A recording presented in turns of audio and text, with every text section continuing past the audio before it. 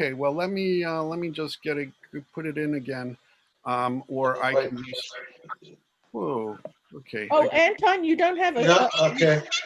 Anton, you don't have a script. Let me send you. Okay, I see it now.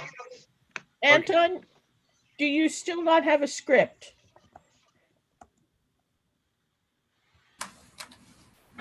And Cindy is saying, "Hold on."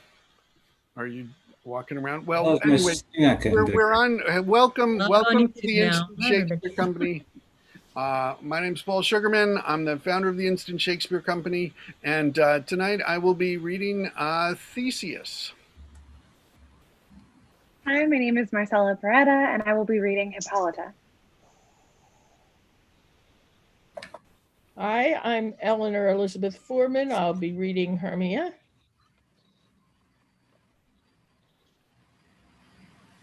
Michael Gardner, I'm reading Aegeus and Oberon. Scott Guzzo, reading Lysander. Brenna Jackson, reading for Helena. Suzanne Ducharme, reading Robin Goodfellow or Puck. Thea Stefan, reading Titania.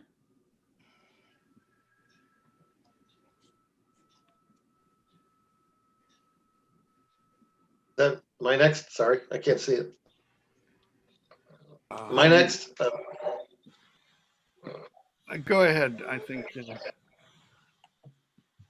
I'm Vincent Saya. I'll be reading for Bottom. I'm Paula K. Long. I'll be reading Snout, and I will be reading Fairy Peas Blossom. I'm here. Huh? I'm Jennifer Finger. I am reading Starveling and Mustard Seed. I'm Karen Gorney, and I'll be reading Quince. Hi, my name is Cindy. I'll be reading Snug. Hi, my name is Dylan Adams, and I will be reading Flute.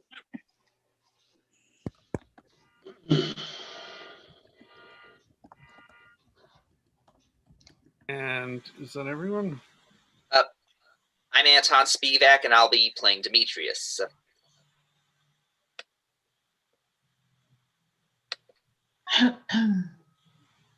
All right. Jennifer, have you gone, or? Yeah, I guess you have.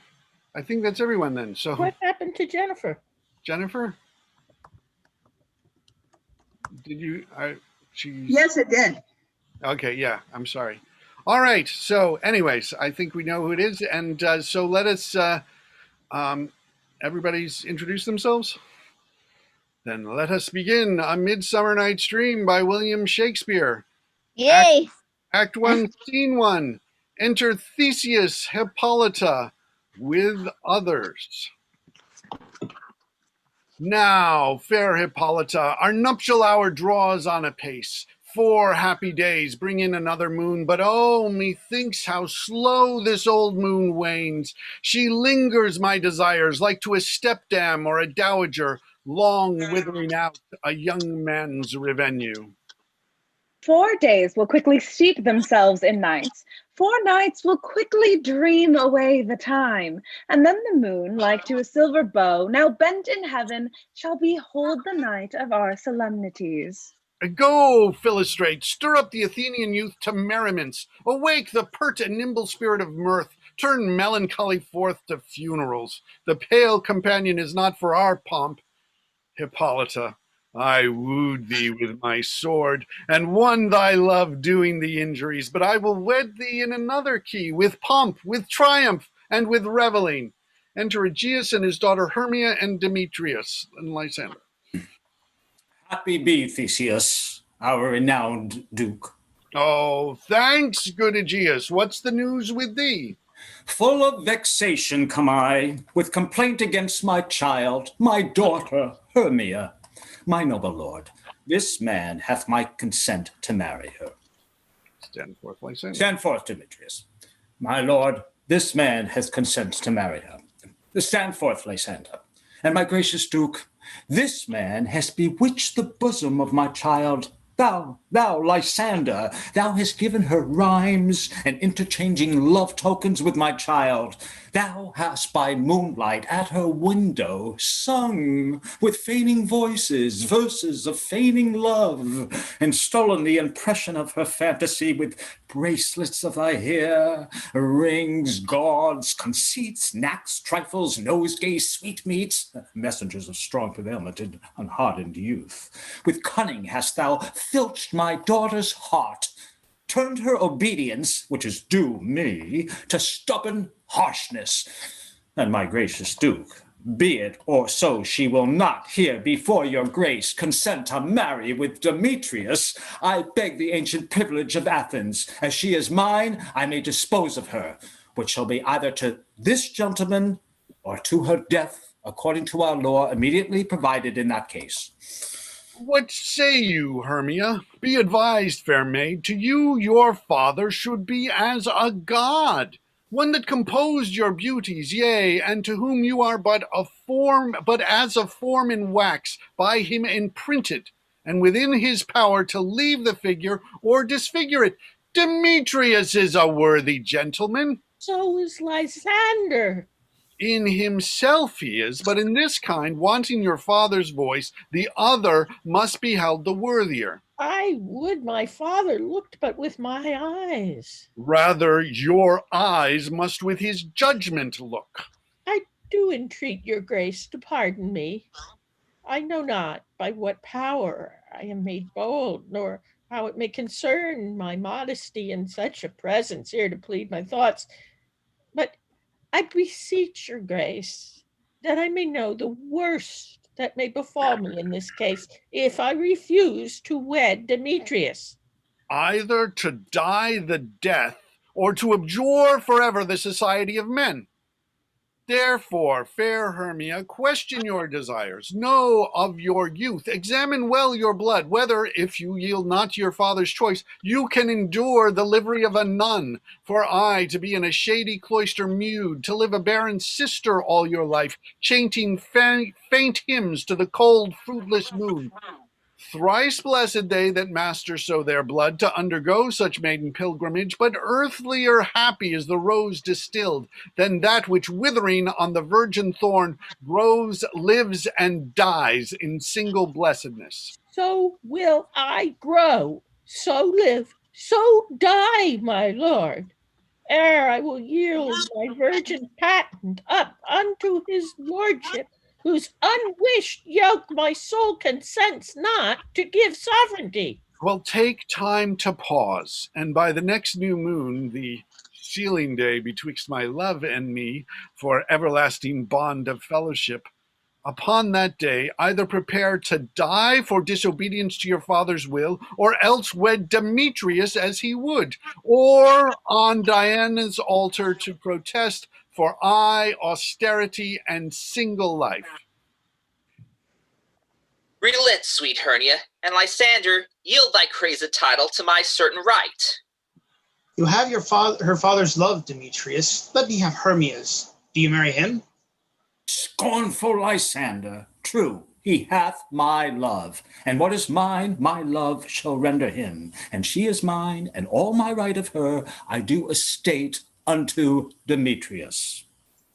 I am, my lord, as well derived as he, as well possessed my love more than his, my fortunes every way as fairly ranked, if not with vantage, as Demetrius, and, which is more than all these boasts can be, I am beloved of beauteous Hermia.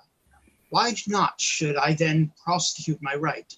Demetrius, I'll avouch it to his head, made love to Neater's daughter, Helena, and won her soul, and she, sweet lady, dotes, devoutly dotes in idolatry upon this spotted and inconstant man. I must confess that I have heard so much, and with Demetrius thought to have spoke thereof. But being over full of self-affairs, my mind did lose it. But Demetrius, come, and come, Aegeus, you shall go with me. I have some private schooling for you both. For you, fair Hermia, look you arm yourself to fit your fancies to your father's will, or else the law of Athens yields you up, which by no means we may extenuate, to death or to a vow of single life. Come, my Hippolyta. What cheer, my love? Demetrius and Aegeus, go along. I must employ you in some business against our nuptial, and confer with you of something nearly that concerns yourself. With duty and desire, we will follow you. Mane, Lysander, and Hermia, which means only Lysander and Hermia. How now, my love? Why is your cheek so pale? How chanced the roses there do fade so fast? Belike for want of rain, which I could well beteem them from the tempest of mine eyes. For aught that I ever could read, could ever hear by tale or history, the course of true love never did run smooth. But either it was different in blood. Oh, cross, too high to be enthralled to love.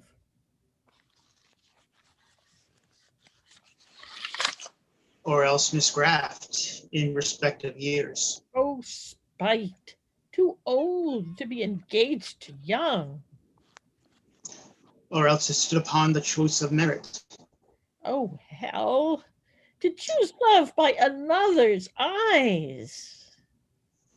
Or if there were a sympathy in choice, where death or sickness did lay siege to it, making it momentary as it found, swift as a shadow, short as any dream, brief as the lightning in colleague night, that in a spleen unfolds both heaven and earth. And ere a man hath power to say, behold, the jaws of darkness do devour it up. So quick bright things come to confusion. Then if true lovers have been ever crossed, it stands as an edict to destiny. Then let us teach our trial patience, because it is a customary cross, as due to lovers' thoughts and dreams and sighs, wishes and tears, poor fancy's followers.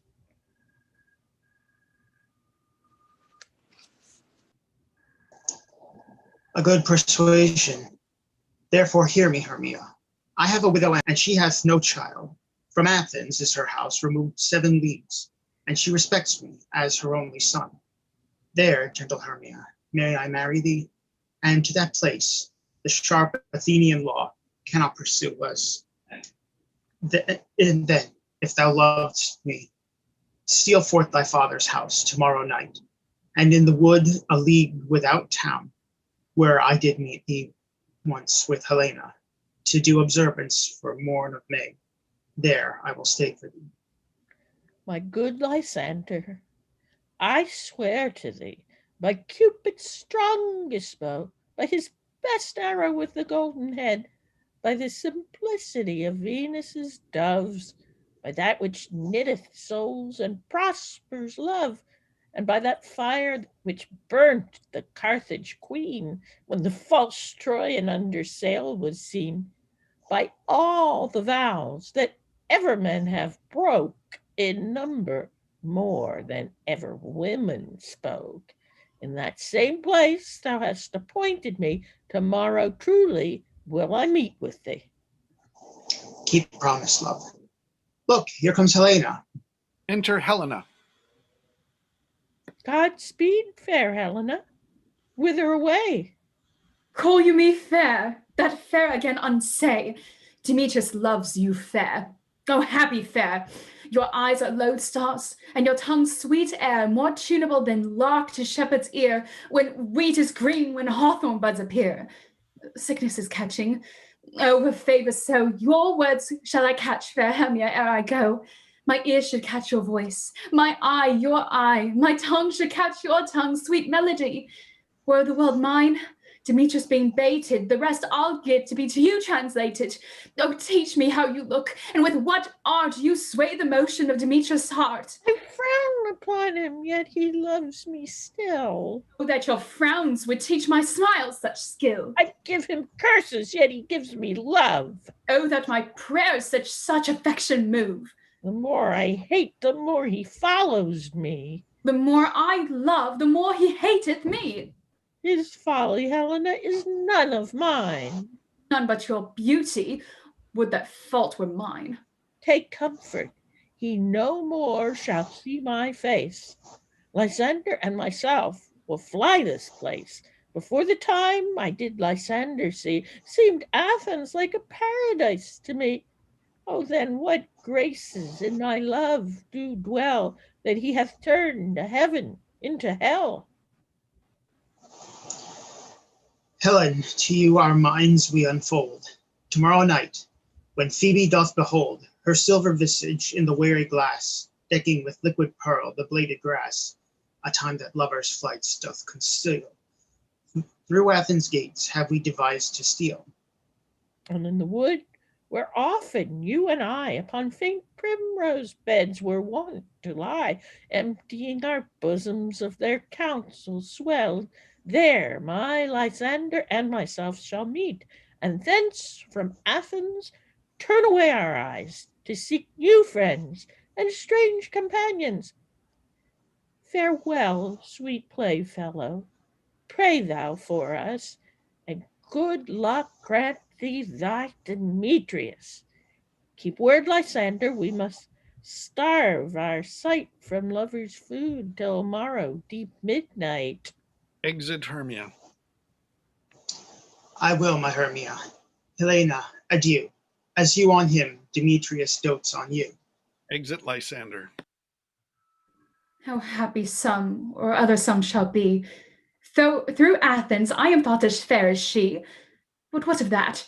Demetrius thinks not so. He will not know what all but he doth know.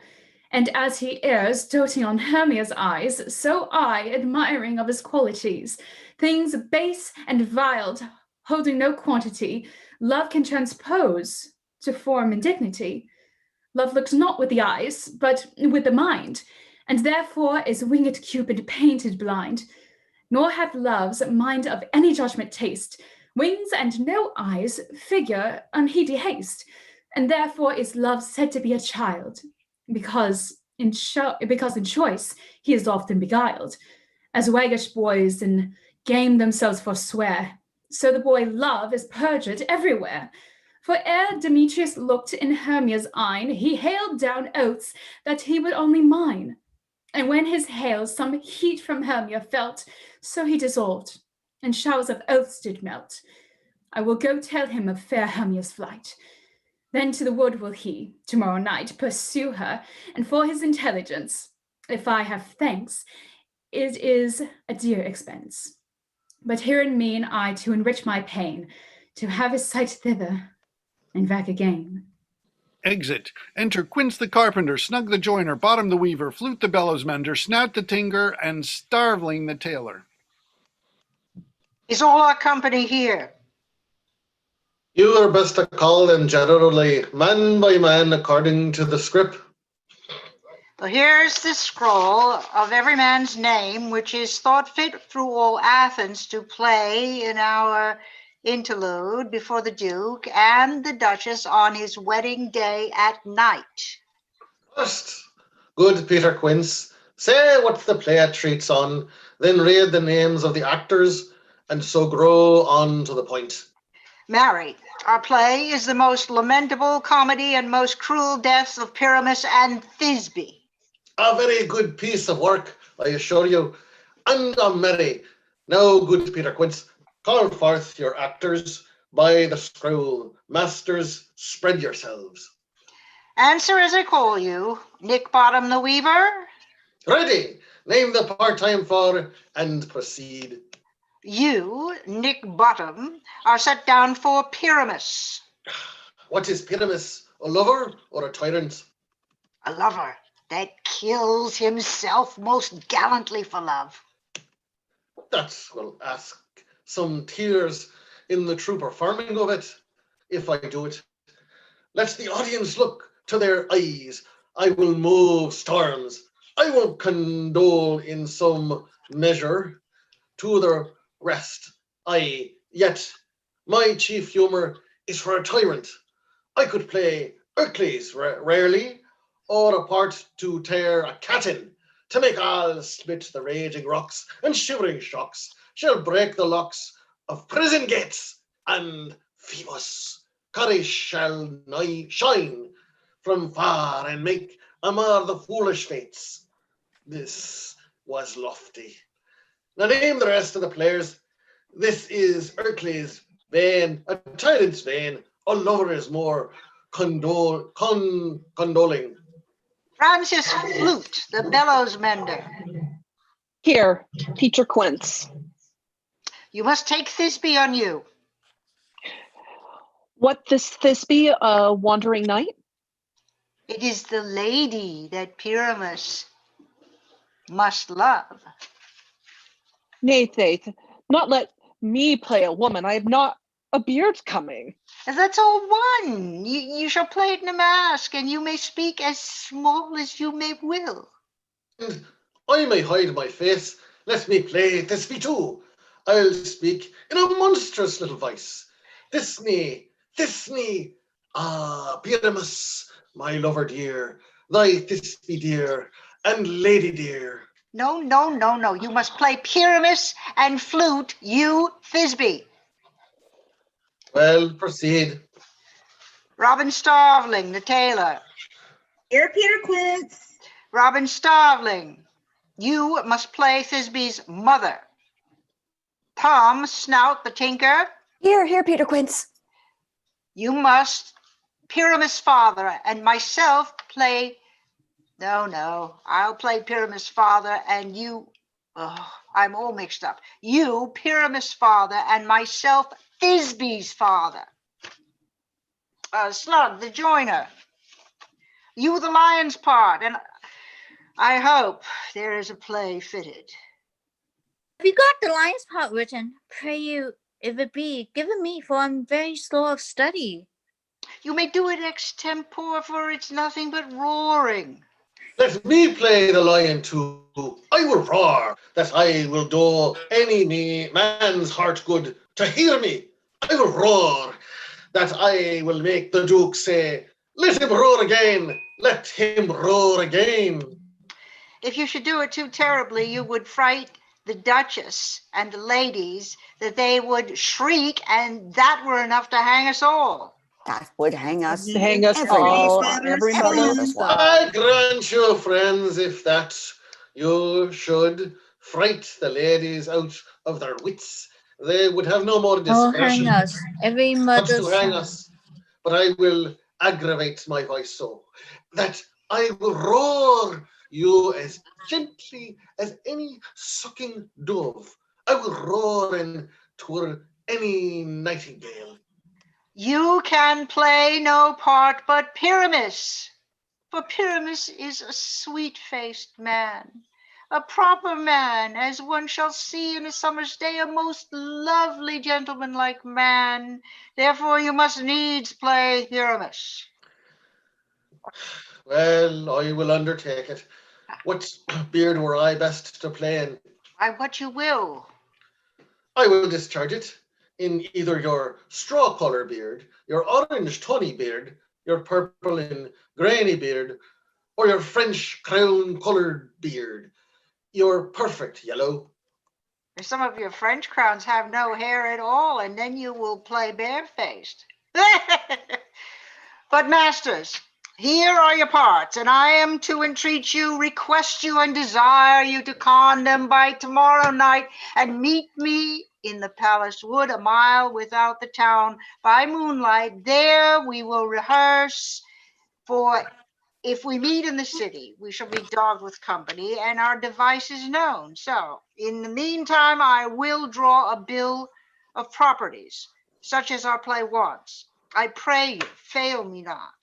We will meet, and there we may rehearse, for obscenely and courageously. Take pains, be perfect. Adieu. At the Duke's Oak we meet. Enough. Hold or cut bowstrings. Exeunt. Actus Secundus enter a fairy at one door and Robin Goodfellow at another. How now, spirit? Whither wander you? Over hill, over dale, Through bush, through briar, over park, over pale, through flood, through fire, I do wander everywhere, swifter than the moon sphere, and I serve the fairy queen to dew her orbs upon the green. The cowslips tall her pensioners be, in their gold coats spots you see. Those be rubies, fairy favors, in those freckles live their savors. I must go seek some dewdrops here, and hang a pearl in every cowslip's ear. Farewell, thou lob of spirits, I'll be gone. Our queen and all our elves come here anon. The king doth keep his revels here tonight. Take heed the queen come not within his sight. For Oberon is passing fell and wrath, because that she, as her attendant, hath a lovely boy stolen from an Indian king. She never had so sweet a changeling, and jealous Oberon would have the child knight to his train, to trace the forests wild. But she, perforce, withholds the loved boy, crowns him with flowers, and makes him all her joy. And now they never meet in grave, or grove, or fountain clear, or spangled starlight sheen, but they do square, and that all their elves for fear creep into acorn cups and hide them there. Either I mistake your shape and making quite, or else you are that shrewd and knavish sprite called Robin Goodfellow. Are you not he that frights the maidens of the village green, skim milk and sometimes labor in the quern, and bootless make the breathless housewife churn, and sometimes make the drink to bear no barn, mislead night wanderers laughing at their harm? Those that hobgoblin called you, in sweet pock you do their work, and they shall have good luck. Are you not he? Thou speaks aright. I am that merry wanderer of night. I jest to Oberon and make him smile, when I have fat and bean-fed horse beguile, neighing in likeness of a silly foal, and sometimes lurk I in gossip's bowl, in a very likeness of a roasted crab. And when she drinks, against her lips I bob, and on her withered dewlip pour the ale. The wisest aunts telling the saddest tale. Sometime for 3-foot stool mistaketh me, then slip I from her bum, down topples she, and Taylor cries and falls into a cough. And then the whole choir holds their hips and laugh, and wax it in their mirth, and knees and swear, and merrier hour was never wasted there. But rude fairy, here comes Oberon. And here my mistress, would that he were gone. Enter the king of fairies at one door with his train, and the queen at another with hers. Ill met by moonlight, proud Titania? What, jealous Oberon? Fairy, skip hence. I've forsworn his bed and company. Tarry, wash, rash, wanton. Am not I thy lord? Then I must be thy lady. And I know when thou wast stolen away from fairyland, and in the shape of Corin sat all day, playing on pipes of corn, and versing love to amorous Phillida. Why art thou here, come from the farthest steep of India, but that forsooth the bouncing Amazon, your buskin mistress, and your warrior love, to Theseus must be wedded, and you come to give their bed joy and prosperity. How canst thou, thus for shame Titania, glance at my credit with Hippolyta, knowing I know thy love to Theseus? Didst thou not lead him through the glimmering light from Perigena, whom he ravished, and make him with fair eagles break his faith with Ariadne and Utopia? These are the forgeries of jealousy. And never since midsummer spring met we on hill, in dale, forest, or mead, by paved fountain or by rushy brook, or in the beached margent of the sea, to dance our ringlets to the whistling wind, but with thy brawls thou hast disturbed our sport. Therefore the winds, piping to us in vain, as in revenge, have sucked up from the sea contagious fogs, which falling in the land hath every petty river made so proud that they have overborne their continents. The ox hath therefore stretched his yoke in vain, the ploughman lost his sweat, and the green corn hath rotted ere his youth attained a beard. The fold stands empty in the drowned field, and crows are fatted with the Murrian flock. The Nineman's morass is filled up with mud, and the quaint mazes in the wanton green for lack of tread are undistinguishable. The human mortals want their winter here. No night is now with him or carol blessed. Therefore the moon, the governess of floods, pale in her anger, washes all the air, that rheumatic diseases do abound. And through this distemperature, we see the seasons alter. Horrid-headed frosts fall in the fresh lap of the crimson rose, and on old Hyam's chin an icy crown, an odorous chaplet of sweet summer buds is as in mockery set. The spring, the summer, the childing autumn, angry winter change their wonted liveries, and the mazed world by their increase now knows not which is which. And this same progeny of evils comes from our debate, from our dissension. We are their parents and originals. Oh, do you amend it then? It lies in you.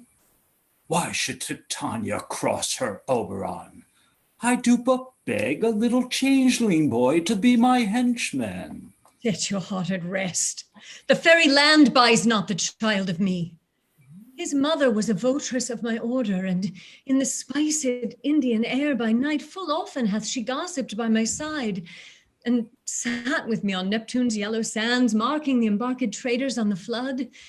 And we have laughed to see the sails conceive and grow big-bellied with the wanton wind, which she, with pretty and with swimming gait, following her womb then rich with my young squire, would imitate, and sail upon the land to fetch me trifles, and return again as from a voyage, rich with merchandise. But she, being mortal, of that boy did die. And for her sake I do rear up her boy, and for her sake I will not part with him. How long within this wood intend you stay? Perchance till after Theseus' wedding day. If you will patiently dance in our round and see our moonlight revels, go with us. If not, shun me, and I will spare your haunts. Give me that boy, and I will go with thee. Not for thy fairy kingdom. Fairies away. We shall chide downright if I longer stay. Well, go thy way. Thou shalt not from this grove till I torment thee for this injury. My gentle Puck, come hither. Thou rememberest, since once I sat upon a promontory and heard a mermaid on a dolphin's back uttering such dulcet and harmonious breath that the rude sea grew civil at her song, and certain stars shot madly from their spheres to hear the sea maid's music. I remember. That very time I saw, but thou couldst not, flying between the cold moon and the earth, Cupid, all armed.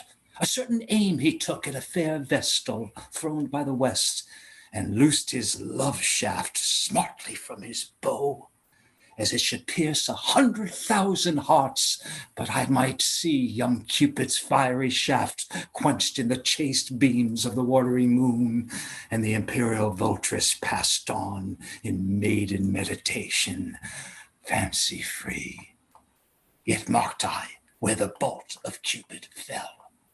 It fell upon a little western flower, before milk white, now purple with love's wound, and maidens call it love in idleness. Fetch me that flower, the herb I showed thee once. The juice of it, on sleeping eyelids laid, will make or man or woman madly dote upon the next live creature that it sees.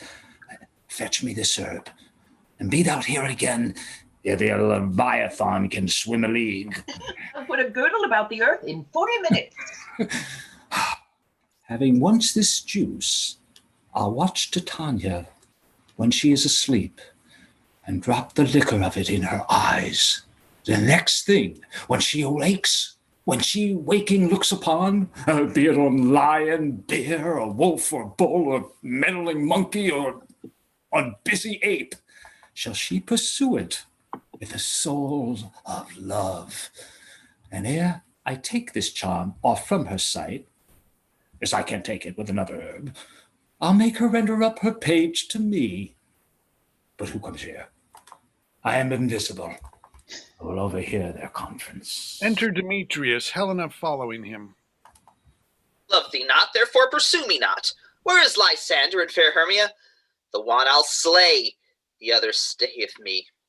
Thou toldst me they were stolen to this wood, and here am I, and wood within this wood, because I cannot meet my Hermia. Hence, get thee gone, and follow me no more. You draw me, you hard-hearted adamant, but yet you draw not iron, for my heart is as true as steel. Leave you your power to draw, and I shall have no power to follow you. Do I entice you? Do I speak you fair? Or rather, do I not, in plainest truth, tell you I do not, nor I cannot love you? And even for that do I love thee even more.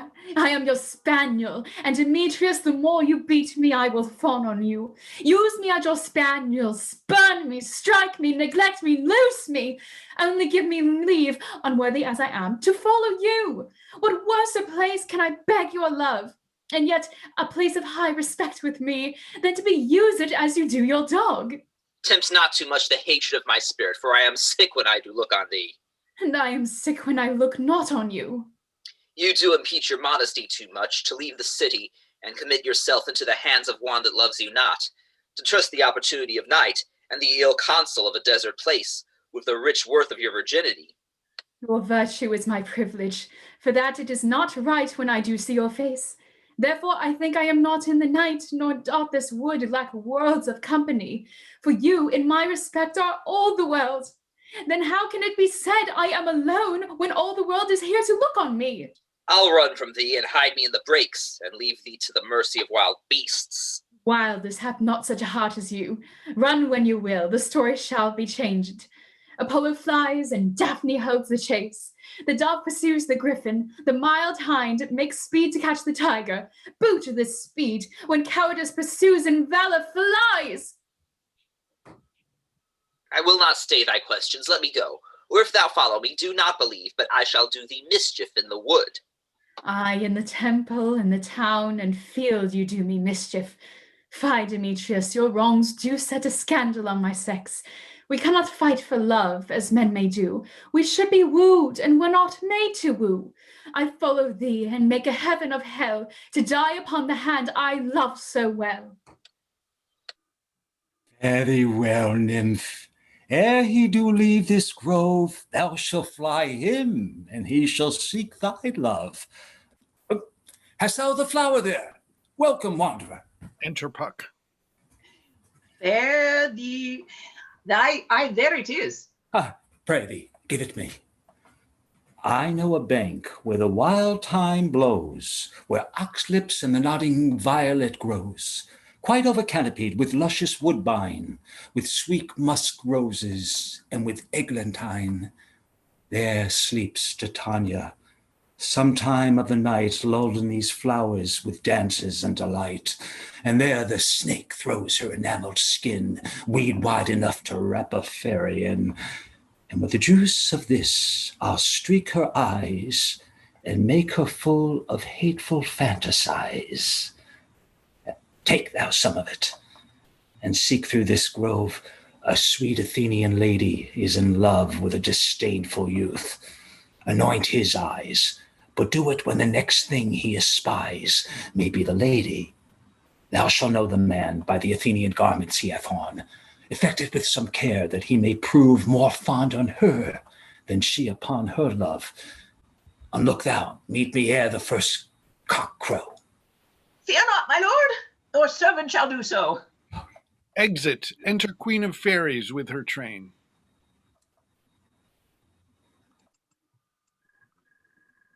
Come now, a roundel and a fairy song.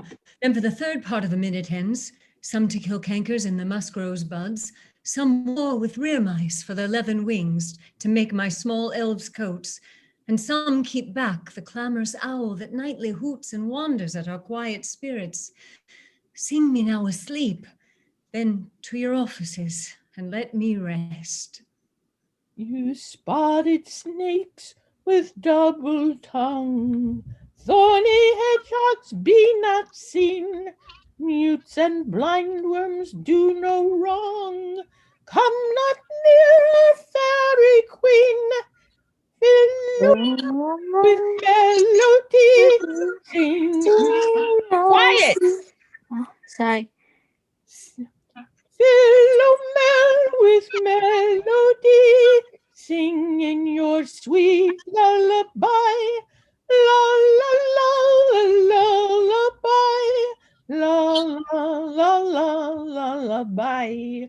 Never harm nor spell nor charm, come our lovely lady nigh. So good night with lullaby, la la la la lullaby. Weaving spiders, come not here. Hence, you long-legged spinners, hence. Beetles black, approach not near. Worm nor snail do no offense. Philomel with melody, sing in our sweet lullaby. La la la lullaby, la la la la lullaby.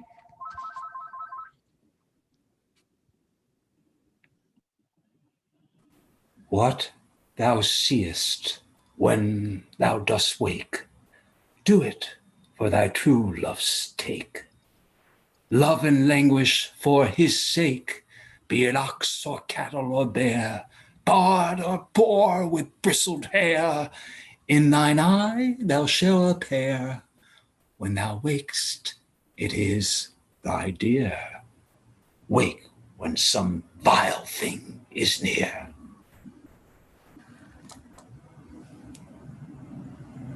Enter Lysander and Hermia. Fair love, you faint with wandering in the woods, and to speak troth, I have forgot our way. We'll rest us, Hermia, if you think it good, and tarry for the comfort of the day. It's so, Lysander. Find you out of bed, for I upon this bank will rest my head. One turf shall serve as a pillow for us both. One heart, one bed, two bosoms, and one troth. Nay, good Lysander, for my sake, my dear, lie further off yet. Do not lie so near.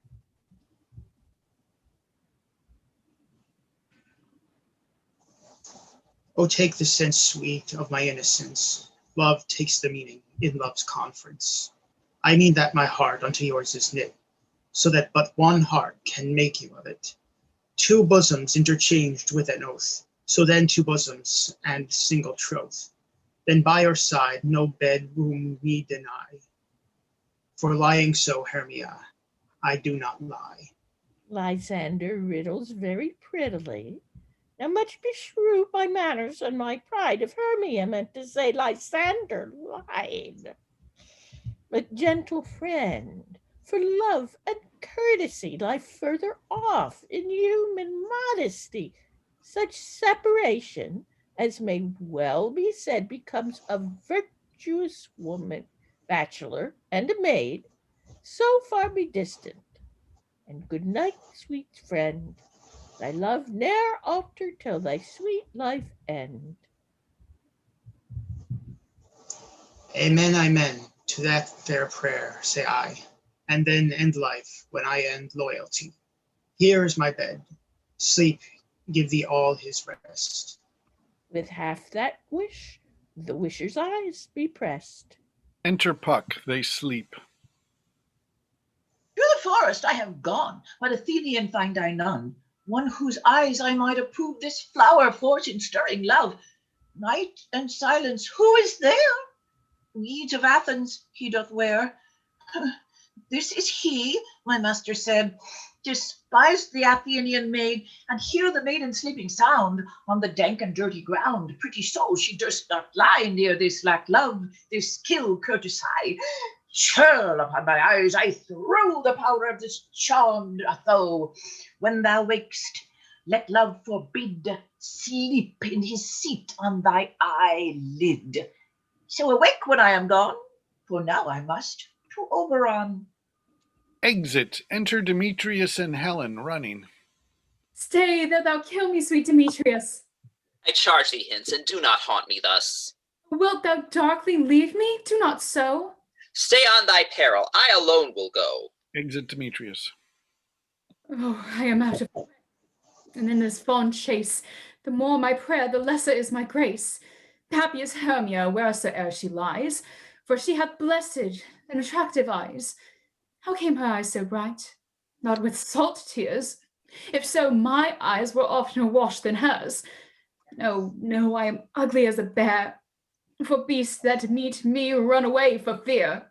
Therefore, no marvel, though Demetrius do as a monster fly my presence thus. What wicked and disassembling glass of mine made me compare with Hermia's fairy eye? But who is here? Lysander on the ground? Dead or asleep? I see no blood, no wound.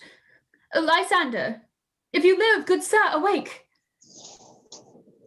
And run through fire I will for thy sweet sake. Transparent Helena, nature her shrews are, that through thy bosom makes me see thy heart.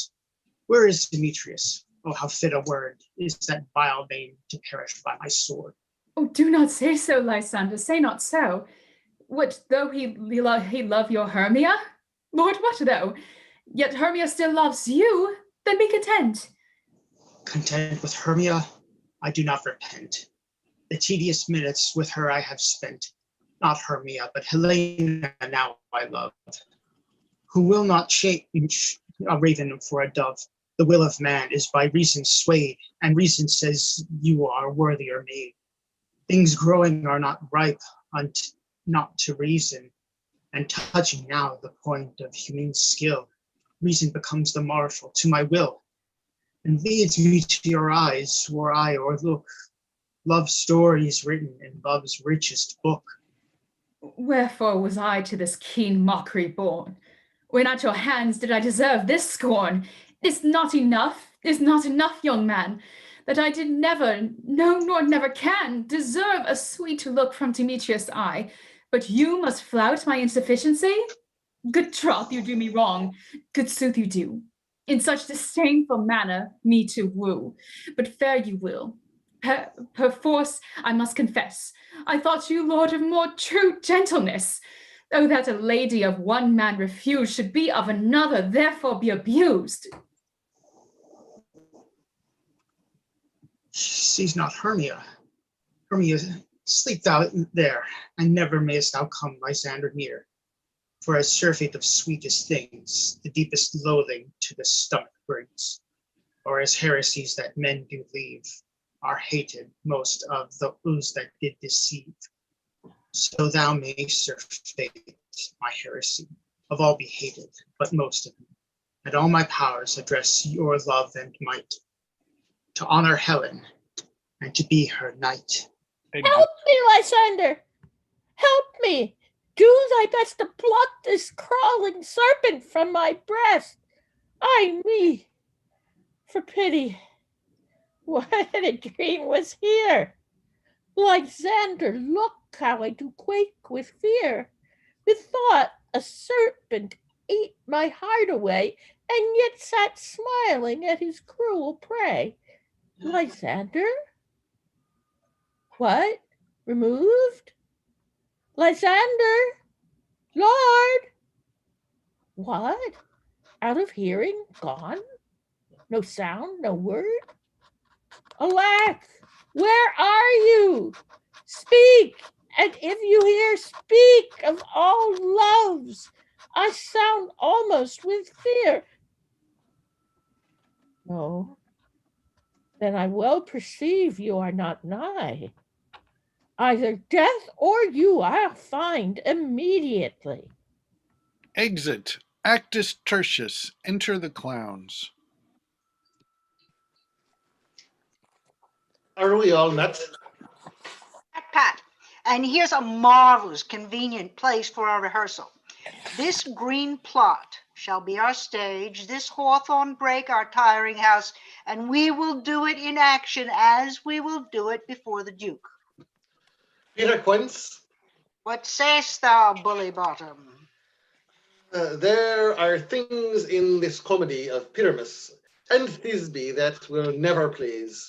First, Pyramus must draw a sword to kill himself. which the ladies cannot abide. How answer you to that? Her lacking a powerless fear. I believe we must leave the killing out when all is done. Not a whit. I have a device to make all well.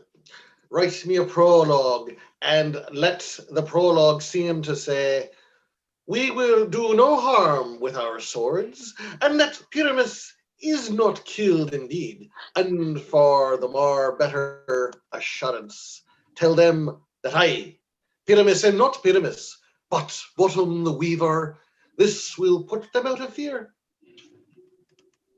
Well, we'll have such a prologue, and it shall be written in 8 and 6.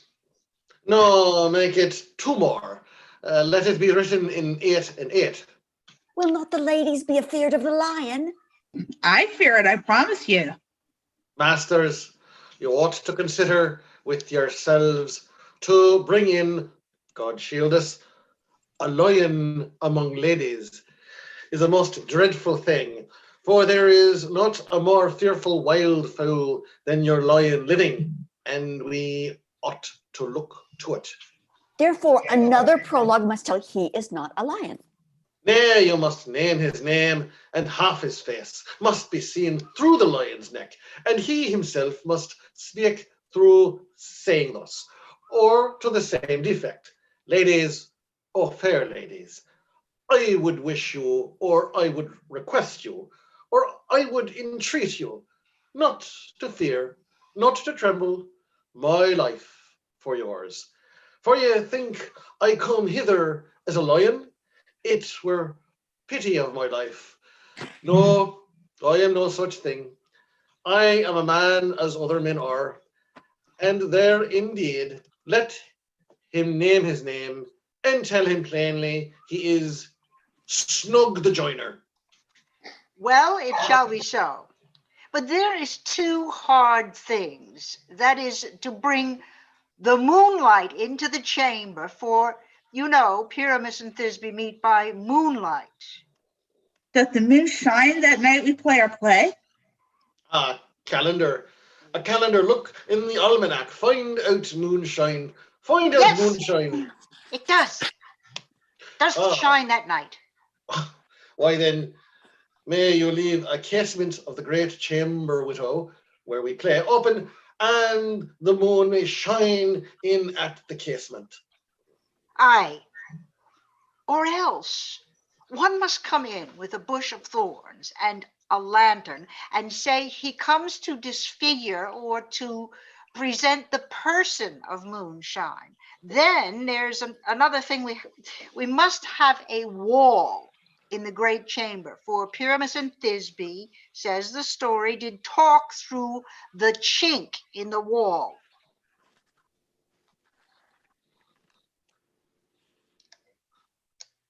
You can never break in a wall. What say you, Bottom?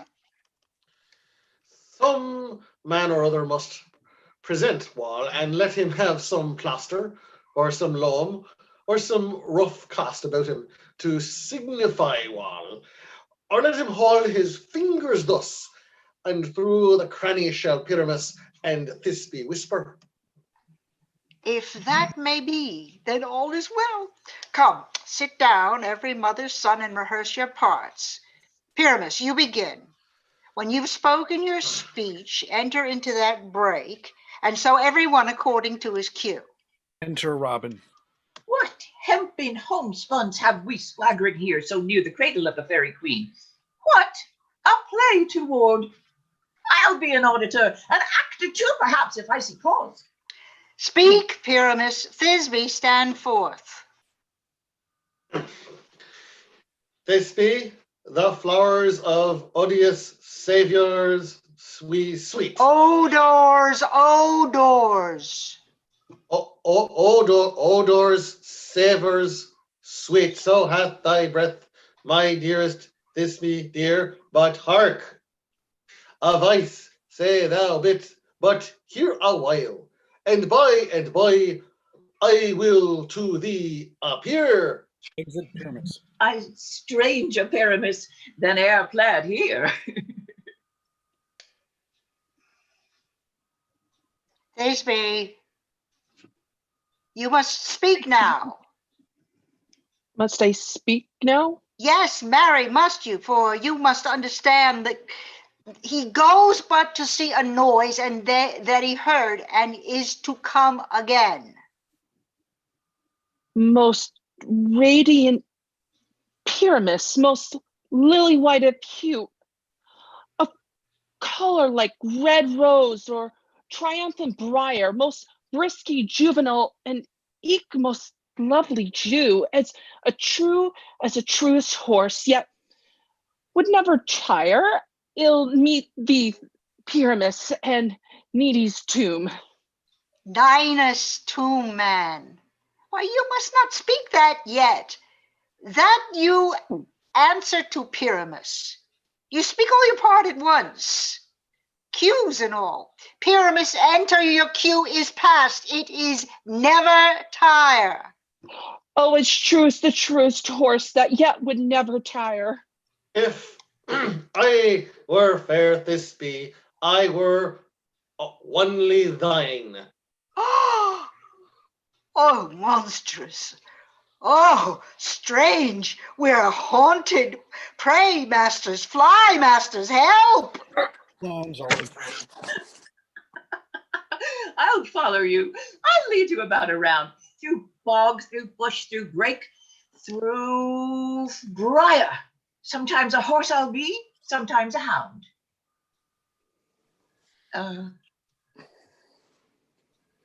Sorry, I'm on here. Yeah, but your video's not on. I don't know why it stopped. I didn't stop it. Okay, let's see. Okay,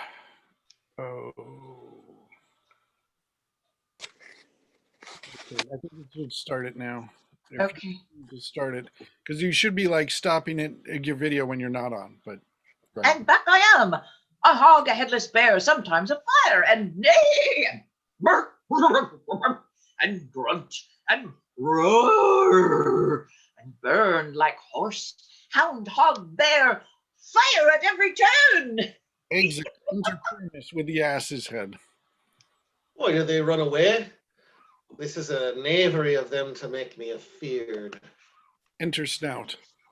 Oh, bottom, thou art changed. What do I see on thee? What do you see? You see an ass head of your own, do you? Enter Peter Quince. Bless you. Bless thee, bottom. Bless thee, thou art translated. I see no knavery. This is to make an ass of me, to fright me if they could. But I will not stir from this place. Do what they can. I will walk up and down here, and I will sing that they shall hear I am not afraid. The whistlecock, so black of hue, with orange tawny bill, the throstle with his note so true, the wren and little quill. What angel wakes me from my flowery bed? The finch, the sparrow, the lark, and the lark, the plain sung cockcrow grey, whose note full many a man doth mark, and dares to answer nay. For indeed, who would set his wit to so foolish a bird? Who would give a bird the lie, though he cry cockcrow never so? I pray thee, gentle mortal, sing again. Mine ear is much enamored of thy note. On the first view to say, to swear, I love thee. Oh, is mine eye enthralled to thy shape, and thy fair virtue's force perforce doth move me. Methinks, mistress, you should have little reason for that, and yet, to say the truth, reason and love keep little company together. Nowadays, the more the pity that some honest neighbours will not make them friends. Nay, I can gleek upon occasion. Thou art as wise as thou art beautiful. Not so neither, but if I had a wit enough to get out of this wood, I have enough to serve mine own to turn. Out of this wood do not desire to go. Thou shalt remain here whether thou wilt or no. I am a spirit of no common rate. Summer still doth tend upon my state, and I do love thee. Therefore go with me. I'll give thee fairies to attend on thee, and they shall fetch thee jewels from the deep, and sing while thou on pressed flowers dost sleep, and I will purge thy mortal grossness so that thou shalt like an airy spirit go. Enter peas, blossom, cobweb, moth, mustard seed, and 4 fairies. Ready? And I, where shall we go? And where shall we go? Be kind and courteous to this gentleman. Hop in his walks and gambol in his eyes. Feed him with apricots and dewberries, with purple grapes, green figs, and mulberries. The honey bags steal from the humblebees, and 4 night tapers crop their waxen thighs and light them at the fiery glowworm's eyes. To have my love to bed, and to arise, and pluck the wings from painted butterflies, to fan the moonbeams from his sleeping eyes. Nod to him, elves, do him curtsies. Hail, mortal, hail. Hail. Yeah. I cry your worship's mercy heartily. I beseech your worship name. Cobweb. I shall desire you of more acquaintance, good master Cobweb. If I cut my finger, I shall make bold with you. Your name, honest gentleman? Peas, blossom. I pray you, commend me to Mistress Squash, your mother, and to Master Peascot, your father. Good Master Peas Blossom, I shall desire of you more acquaintance to. Your name, I beseech you, sir. Mustard seed. Peas, blossom. Good Master Mustard Seed, I know your patience well. That same cowardly giant like ox beef hath devoured many a gentleman of your house. I promise you, your kindred hath made my eyes water ere now. I desire you more acquaintance, good master, Mustard Seed. Come, wait upon him, lead him to my bower.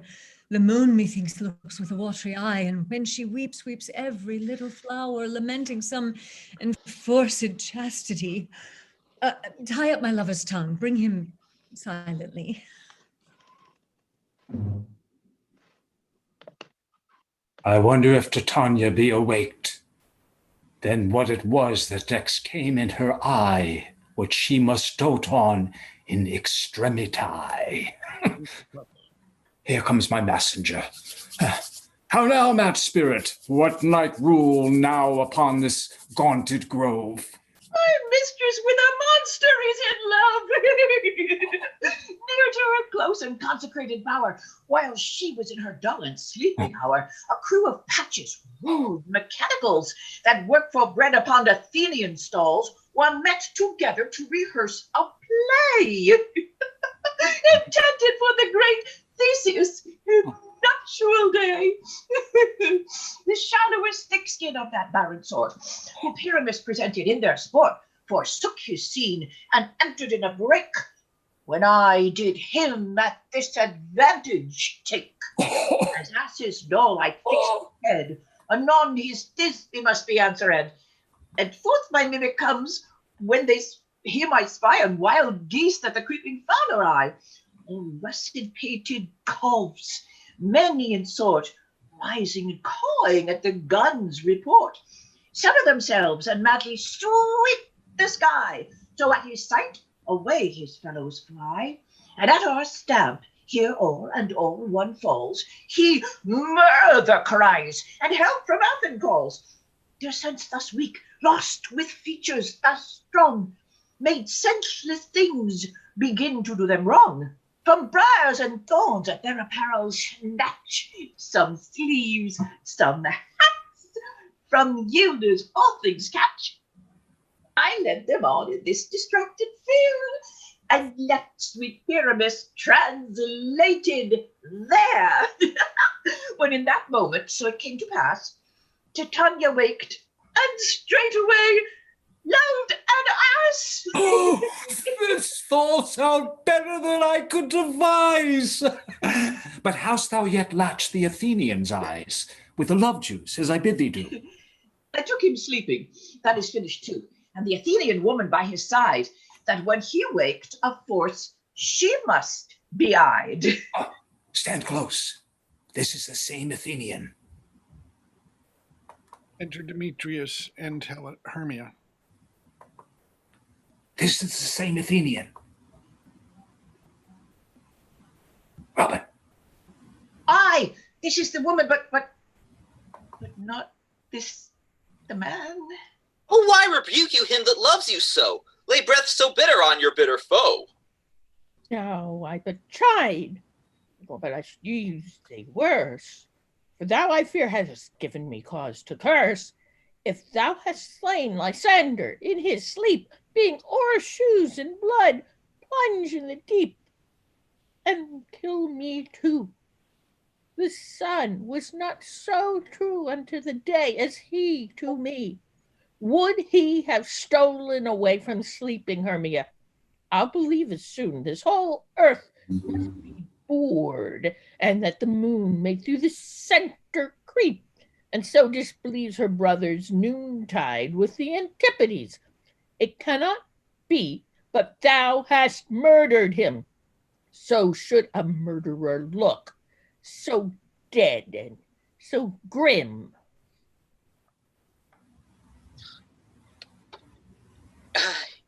So should the murderer look, and so should I, pierced through the heart with your stern cruelty, yet you, the murderer, looks as bright as clear as yonder Venus in her glimmering sphere. What's this to my Lysander? Where is he? A good Demetrius, wilt thou give him me? And I'd rather give his carcass to my hounds. Out, dog! Out, cur! Thou drivest me past the borders of maid's patience. Hast thou slain him then? Henceforth be never numbered among men. Oh, once tell true, even for my sake. Durst thou looked upon him being awake, and hast thou killed him sleeping? Oh, brave touch! Could not a worm, an adder do so much? An adder did it. For with doubler tongue than thine, thou surfeit, never adder stung. You spend your passion on a misprized mood. I am not guilty of Lysander's blood, nor is he dead, for aught that I can tell. I pray thee, tell me then that he is well. And if I could, what should I get therefore? A privilege never to see me more, and from thy hated presence part I. See me no more, whether he be dead or no. Exit.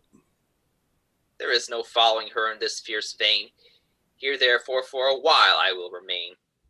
So sorrow's heaviness doth heavier grow, for debt that bankrupt slip doth sorrow owe, which now in some slight measure it will pay, if for his tender here I make some stay. What hast thou done? Thou hast mistaken quite, and laid the love juice on some true love's sight. Of thy misprision must perforce ensue some true love turned, and not a false turn true. Then fate or rules that one man holding troth, a million fail, confounding oath on oath? About the wood, go swifter than the wind, and Helena of Athens, look thou find, all fancy sick she is, and pale of cheer, with sighs of love that cost the fresh blood dear. By some illusion, see thou bring her here, I'll charm his eyes, again she doth appear. I go. Look how I go, swifter than arrow from Tartar's bow. Flower of this purple dye, hit with Cupid's archery, sink in apple of his eye, with his love he doth espy. Let her shine as gloriously as the Venus of the sky. When thou wakest, if she be by, beg of her for remedy. Captain of our ferry band, Helena is here at hand, and the youth mistook by me, pleading for a lover's fee. Shall we their fond pageant see? Lord, what fools these immortals be. Stand aside. The noise they make will cause Demetrius to awake. Then will two at once woo one, that must needs be sport alone, and those things do best please me that fall preposterously. To Lysander and Helena. Why would you think I should woo and scorn? But scorn and derision never comes in tears. Look, when I vow, I weep, and vows are so born. In their nativity, all truth appears. How can these things in me seem scorn to you, bearing the badge of faith to prove them true? You do advance your cunning more and more when truth kills truth, O devilish holy fray. These vows are Hermia's. Will you give her all? Weigh oath with oath, and you will nothing weigh. Your vows to her and me, put in two scales, will even weigh, and both as light as tails. I had no judgment when to her I swore, nor none in my mind. Her all. Now you give her one. Sorry.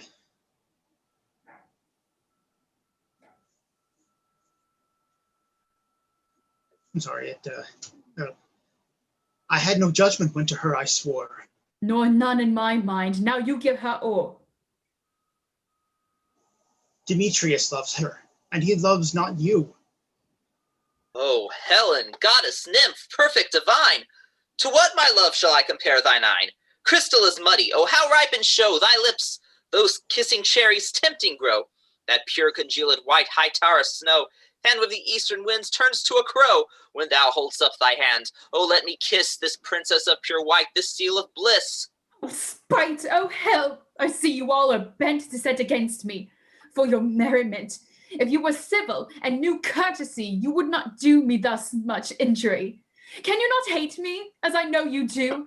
But you must join in souls to mock me too. If you are men, as men you are in show, you would not use a gentle lady so, to vow and swear and superpraise my parts, when I am sure you hate me with all your hearts. You both are rivals and love Hermia, and now both rivals to mock Helena. A trim exploit, a manly enterprise, to conjure tears upon a poor maid's eyes. With your derision, none of noble sort would so offend a virgin and extort a poor soul's patience, or you know to make your sport.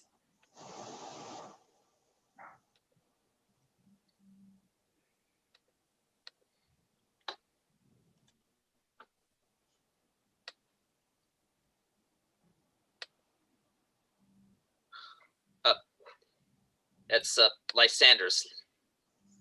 Sorry, but my computer's not working right. Oh. Where are we? Oh, never mind. You are unkind, Demetrius. Be not so. For you love Hermia. This you know. Oh, I know. And here, with all good will, with all my heart, in Hermia's love, I yield you up my part, and yours of Helena to me bequeath, whom I do love and will do my death. Never did mockers waste more idle breath.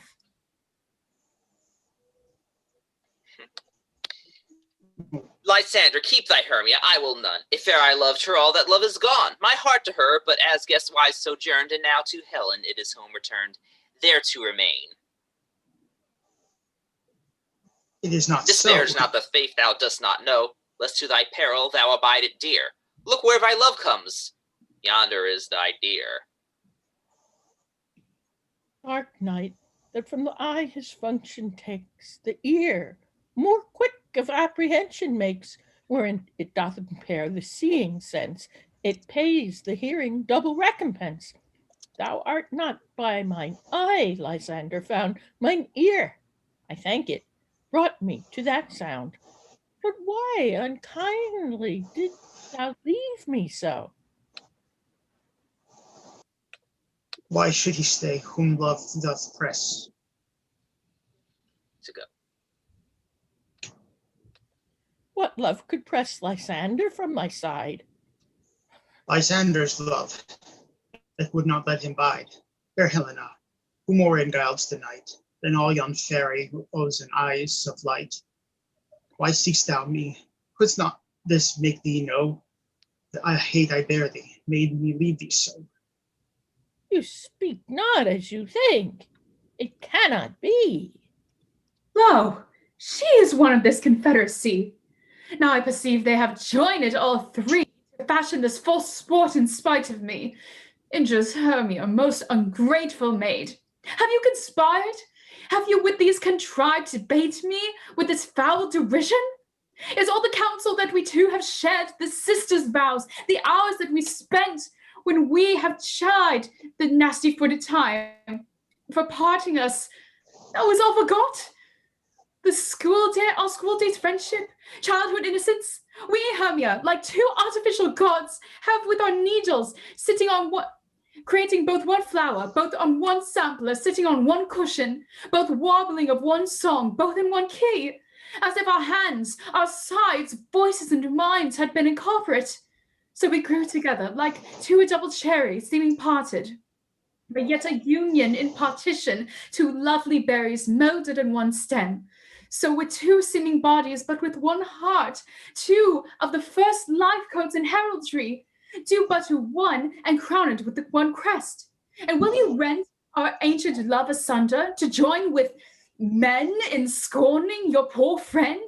It is not friendly, 'tis not maidenly. Our sex as well as I may chide you for it, though I alone do feel the injury. I am amazed at your passionate words. I scorn you not. It seems that you scorn me.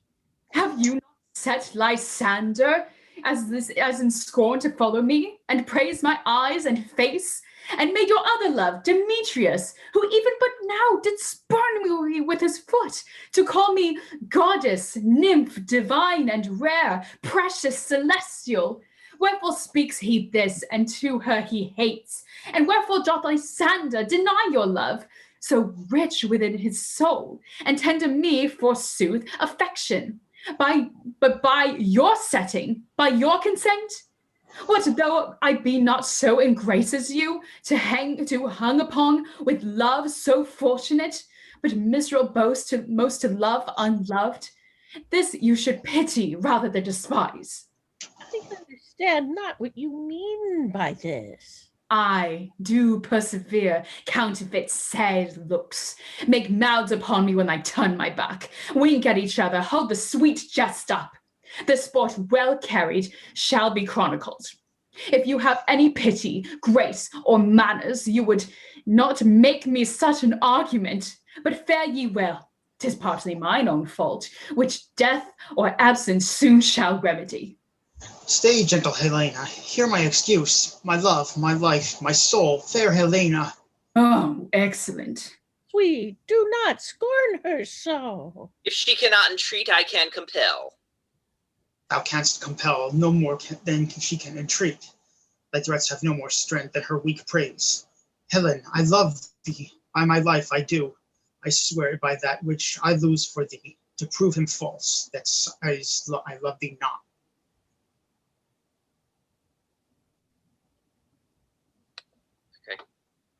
I say I love thee more than he can do. If thou say so, withdraw. Prove it too. Quick, come. Lysander, where to tends all this? Away, you Ethiop. No, no, sir. Seem to break loose. Take on as you would follow, but yet come not. You are a tame man. Go. Hang off, thou cat, thou burr, thou vile thing let loose, or I will shake thee from me like a serpent. Why are you grown so rude? What change is this sweet love? Thy love? Out, tawny Tatar, out! Out, loathed medicine, O hated poison, hence. Do you not jest? Yes, sooth, and so do you. Demetrius, I will keep my word with thee.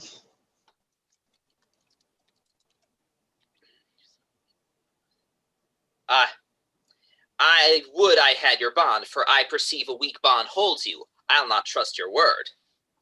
What? Should I hurt her, strike her, kill her dead? Although I hate her, I'll not harm her so. What? Can you do me greater harm than hate? Hate me? Wherefore? Oh, me. What news, my love? Am I not Hermia? Are you not you, Lysander? I am as fair now as I was erewhile. Since night you loved me, yet since night you left me. Why then, you left me. Oh, the gods forbid. In earnest, shall I say? Aye, by my life, and never did desire to see thee more. Therefore, be out of hope, of question, of doubt. Be certain, nothing truer. 'Tis no jest that I do hate thee and love Elena. Oh, me. You juggler, you canker blossom, you thief of love! What, have you come by night and stolen my love's heart from him? Fine, i'faith, have you no modesty, no maiden shame, no touch of bashfulness? What, will you tear impatient answers from my gentle tongue? Fie, fie, you counterfeit, you puppet, you. Puppet? Why so? Aye, that way goes the game. Now I perceive that she hath made compare between our statures. She hath urged her height, and with her personage, her tall personage, her height, forsooth, she hath prevailed with him. And are you grown so high in his esteem because I am so dwarfish and so low? How low am I, thou painted maypole? Speak! How low am I? I am not yet so low but that my nails can reach until thy eyes. I pray you, though you mock me, gentlemen, let her not hurt me. I was never cursed. I have no gift at all in shrewdness. I am a right maid for my cowardice. Let her not strike me. You perhaps may think because she is something lower than myself that I can match her. Lower! Hark again. Good Hermia, do not be so bitter with me. I evermore did love you, Hermia. Did ever keep your counsel, never wronged you, save that in love unto Demetrius, I told him of your stealth unto this wood.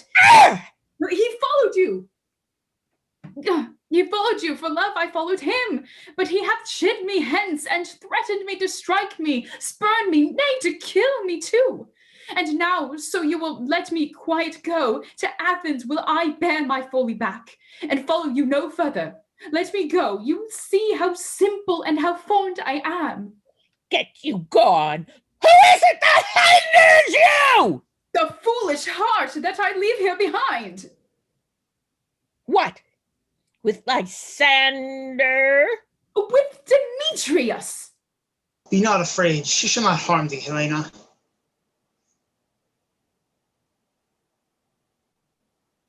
No, sir, she shall not, though you take her part. Oh, when she is angry, she is as keen and shrewd. She was a vixen when we went to school. And though she be but little, she is fierce. Little again, nothing but low and little. Why will you suffer her to flout me thus? Let me come to her! Get you gone, you dwarf, you minimus of hiding, not grass maid, you bead, you acorn. You are too officious in her behalf that scorns your services. Let her alone. Speak not of Helena. Take not her part. For if thou dost intend never so little show of love to her, thou shalt abide it. Now she holds me not. Now follow if thou darest to try whose right of thine or mine is most in. Follow? Nay, I'll go with thee cheek by jowl. Exit Lysander and Demetrius. You, mistress. All this coil is long of you. Nay, go not back. I will not trust you, I, nor longer stay in your cursed company. Your hands than mine are quicker for a fray. My legs are longer enough to run away. I stand amazed and know not what to say. To Oberon and Puck. This is thy negligence. Still thou mistakest, or else commits thy knaveries willingly. Believe me, King of Shadows, I mistook. Did not you tell me I should know the man by the Athenian garments he hath on? And so far blameless proves my enterprise that I have anointed an Athenian's eyes. And so far I am glad it did so sort, as this their jangling I esteem a sport. Thou seest these lovers seek a place to fight. Hie thee, Robin, overcast the night.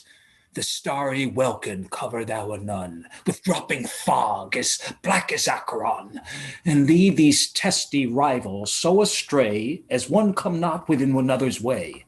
Like to Lysander, sometimes frame thy tongue, then stir Demetrius up with bitter wrong, and sometimes rail thou like Demetrius, and from each other look thou leads them thus, till all their brows death-confounding sleep, with leaden legs and batty wings doth creep. Then crush this herb into Lysander's eye, whose liquor has this virtuous property, to take from thence all error with his might, and make his eyeballs roll with wonted sight. When they next awake, all this derision shall seem a dream and fruitless vision, and back to Athens shall the lovers wend, with league whose death till death shall never end. While I in this affair do thee imply, I'll to my queen and beg her Indian boy, and then I will her charmed eye release from monsters' view, and all things shall be peace. My fairy lord, this must be done with haste, for night swift dragons cut the clouds full-faced, and yonder shines Aurora's harbinger, at whose approach ghosts wandering here and there troop home to churchyards, damned spirits all, that in the crossways and floods have burial, already to their wormy beds are gone, for fear least they should look their shames upon, though wilfully themselves exiled from light, and must for I consort with black-browed night. But we are spirits of another sort. Aye, with the morning's love hath oft made sport, and like a forester the groves may tread, even till the eastern gate, all fiery red, opening on Neptune, with fair blessed beams turned into yellow gold, his salt green streams. But notwithstanding haste, make no delay, we may effect this business yet ere day. Up and down, I will lead them up and down. I am feared in field and town, goblin lead them up and down. Interlock. Where art thou, proud Demetrius? Speak thou now. I'll puck that. Speak thou. Here, villain, drawn and ready, where art thou?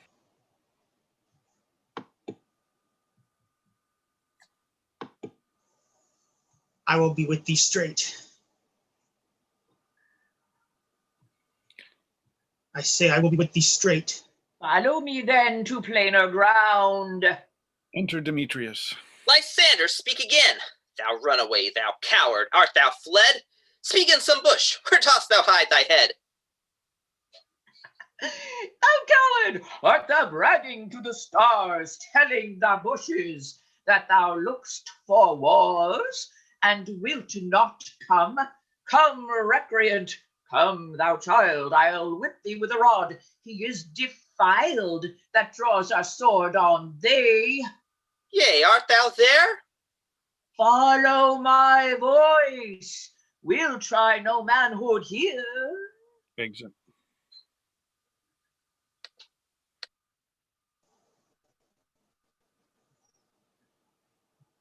Lysander?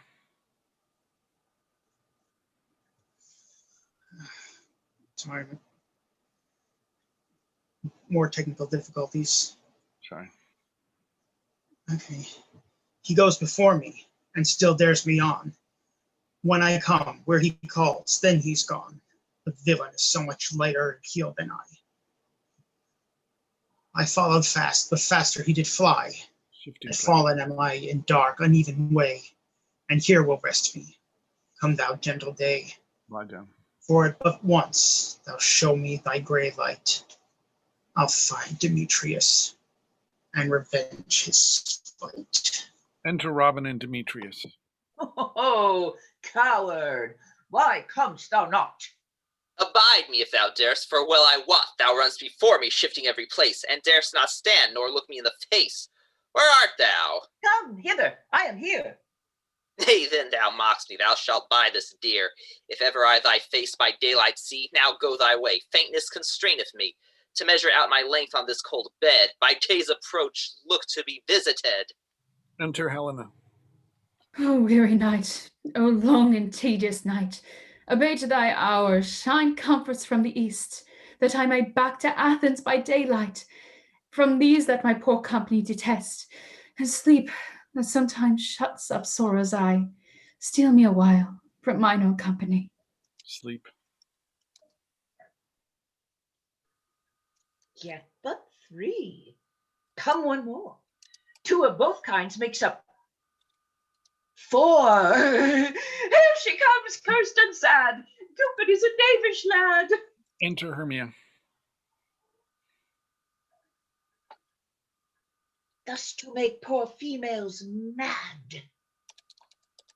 Never so weary, never so in woe, bedabbled with the dew, and torn with briars. I can no further crawl, no further go. My legs can keep no pace with my desires. Here will I rest me till the break of day. Heavens shield Lysander, if they mean a fray. On the ground sleep sound. I'll apply to your eye, gentle lover, remedy. When thou wakest, thou takest true delight in the sight of thy former lady's eye. And the country proverb known that every man should take his own. In your waking shall be shown, Jack shall have Jill, naught shall go ill, the man shall have his mare again, and all will be well. They sleep all the act. Let us have us sleep off camera. So we taking a break here? Is that what you mean? Or we can? No, I mean, as we are sleeping through the act, let us be off camera. Okay. Actus Quartus, enter Queen of Fairies and Clown and Fairies and the King behind them. Come, sit thee down upon this flowery bed, while I thy amiable cheeks do coy, and stick musk roses in thy sleek smooth head, and kiss thy fair large ears, my gentle joy. Bottom. Clown is bottom here. Bottom. It's you, Paul. I got it. Hold on. Sorry, I didn't know I was. I thought it wasn't. Bottom's green because it hath no bottom. Yes. Where's, please, Blossom? Ready? Scratch my head, please, Blossom. Where's Monsieur Cobweb? Ready. Monsieur Cobweb. Good Monsieur, get your weapon in your hand and kill me in red humblebee on the top of a thistle. And good Monsieur, bring me the honey bag. Do not fret yourself too much in the action, Monsieur, and good Monsieur, have a care, the honey bag break not. I would be loath to have your overflown with a honey bag, Signor. Where is Monsieur Mustard Seed? Ready. Give me your knife, Monsieur Mustard Seed. Pray you leave your courtesy, good Monsieur. What's your will? Nothing good, monsieur, but to help cavalry, a cavalry cobweb to scratch. I must to the barbs, monsieur, for methinks I am marvellous hairy about the face, and I am such a tender ass. If my hair do but tickle me, I must scratch. What, wilt thou hear some music, my sweet love? I have a reasonable good ear in music. Let us have the tongues and the bones. Music, songs, rural music. Or say, sweet love, what thou desirest to eat. Truly a peck of provender. I could munch on your good dry oats, Smith. Methinks I have a great desire to a bottle of hay. Good hay, sweet hay hath no fellow. I have a venturous fairy that shall seek the squirrel's hoard and fetch thee new nuts. I had rather have a handful or two of dried peas, but I pray you, let none of your people stir me. I have an exposition of sleep come upon me. Sleep thou, and I will wind thee in my arms. Fairies, be gone, and be always away. So doth the woodbine, the sweet honeysuckle gently entwist. The female ivy so enrings the barky fingers of the elm. Oh, how I love thee, how I dote on thee. Enter Robin Goodfellow and Oberon.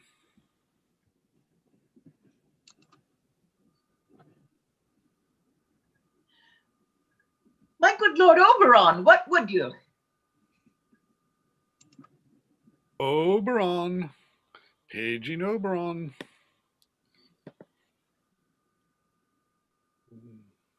Michael, are you there? Seest me not, Lord Oberon? Somebody be Oberon. All right, I'll take over. Welcome, good Robin. Seest thou this sweet sight? Her dotage now I do begin to pity. For meeting her of late behind the wood, seeking sweet savours for this hateful fool, I did upbraid her and fall out with her, for she his hairy temples then had rounded with a coronet of fresh and fragrant flowers, and that same dew which sometimes on the buds was wont to swell like round and orient pearls, stood now within the pretty Floriette's eyes, like tears that did their own disgrace bewail. When I had at my pleasure taunted her, and she in mild terms begged my patience, I then did ask of her her changeling child, which straight she gave me, and her fairy sent to bear him to my bower in fairyland. And now I have the boy, I will undo this hateful imperfection of her eyes, and gentle Puck, take this transformed scalp from off the head of this Athenian swain, that he, awaking with the other dew, may all to Athens back again repair, and and think no more of this night's accidents, but is the fair vexation of a dream. But first I will release the fairy queen. Be thou as thou wast wont to be, see as thou wast wont to see. Dian's bud or Cupid's flower hath such force and blessed power. Now, my Titania, wake you, my sweet queen. My Oberon, what visions have I seen? Methought I was enamored of an ass. There lies your love. How came these things to pass? Oh, how mine eyes doth loathe this visage now. Silence a while. Robin, take off his head. Titania, music call, and strike more dead than common sleep of all this fine, than common sleep of all these fine the sense, and I can't scroll the rest of my dialogue. I'm very sorry. Music. Oh, music such as charmeth sleep. Music still. When thou wakest with thine own fool's eyes peep.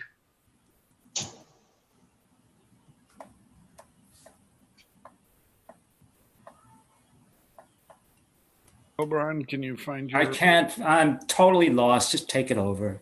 Okay. Page Sound... 72. Come, my queen, take hands with me, and rock the ground whereon these sleepers be. Now thou and I, new in amity, and will tomorrow midnight solemnly dance in Duke Theseus' house triumphantly, and bless it to all fair posterity. There shall all the pairs of faithful lovers be wedded with Theseus, all in jollity. Fair king, attend and mark. I do hear the morning lark. Then, my queen, in silent sad trip we after the night shade. We the globe can compass soon, swifter than the wandering moon. Come, my lord, and in our flight tell me how it came this night that I sleeping here was found with these mortals on the ground. The sleepers lie still. Exeunt. Wind horns, enter Theseus, Aegeus, Hippolyta, and all his train.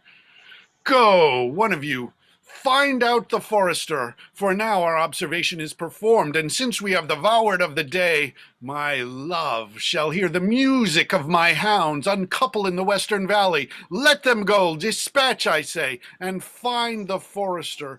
We will, fair queen, up to the mountain's top, and mark the musical confusion of hounds and echo in conjunction. I was with Hercules and Cadmus once, when in a wood of Crete they bayed the bear. With hounds of Sparta never did I hear such gallant chiding. For besides the groves, the skies, the fountains, every region near, seem all one mutual cry. I never heard so musical a discord, such sweet thunder. My hounds are bred out of the Spartan kind, so flewed, so sanded, and their heads are hung with ears that sweep away the morning dew, crook-kneed and dew-lapped like Thessalian bulls, slow in pursuit, but matched in mouth like bells. Each under each a cry more tunable was never hallowed, nor cheered with horn, in Crete, in Sparta, nor in Thessaly. Judge when you hear. But soft, what nymphs are these? My lord, this is my daughter here asleep, and this Lysandra, this Demetrius is, this Helena, Netta's Helena. I wonder if this being here together. No doubt they rose up early to observe the rite of May, and hearing our intent, came here in grace of our solemnity. But speak, Aegeus, is not this the day that Hermia should give answer of her choice? It is, my lord. Go, bid the huntsmen wake them with their horns. Horns, and they wake, shout within, they all start up. Good morrow, friends, Saint Valentine is past. Begin these wood birds but to couple now? Pardon, my lord. I pray you all, stand up. I know you two are rival enemies. How comes this gentle concord in the world, that hatred is so far from jealousy, to sleep by hate and fear no enmity? My lord, I shall reply amazedly, half sleep, half waking. But as yet, I swear, I cannot truly say how I came here. But as I think, for truly I would speak, and now I do bethink me, so it is. I came with Hermia hither. Our intent was to be gone from Athens, where we might be without the peril of the Athenian law. Enough, enough, my lord, you have enough. I beg the law upon his head. They would have stolen away. They would, Demetrius, therefore to have defeated you and me. You of your wife, and me of my consent that she should be your wife. My lord, fair Helen told me of their stealth, of this their purpose hither to this wood, and I in fury hither followed them. Fair Helena in fancy followed me. But my good lord, I what not but by power, but by some power it is, my love to Hermia, melted as the snow, seems to me now as the remembrance of an idle god, which in my childhood I did dote upon. And all the faith, the virtue of my heart, the object and the pleasure of mine eye, is only Helena. To her, my lord, was I betrothed, ere I see Hermia. But like a sickness did I loathe this food, but as in health come to my natural taste, now do I wish it, love it, long for it, and will forevermore be true to it. Fair lovers, you are fortunately met. Of this discourse we shall hear more anon. Yes, I will overbear your will, for in the temple by and by with us these couples shall eternally be knit. And now for the morning is something worn, our purposed hunting shall be set aside. Away with us to Athens, 3 and 3, we'll hold a feast in great solemnity. Come, Hippolyta. These Exit. things seem small and undistinguishable, like far-off mountains turned into clouds. Thinks I see these things with parted eye, when everything seems double. So methinks, and I have found Demetrius like a jewel, mine own and not mine own. It seems to me that yet we sleep, we dream. Do you not you think the Duke was here and bid us follow him? Yea, and my father. And Hippolyta. And he bid us follow to the temple. Why then we are awake. Let's follow him, and by the way let us recount our dreams. Exit lovers. Bottom wakes.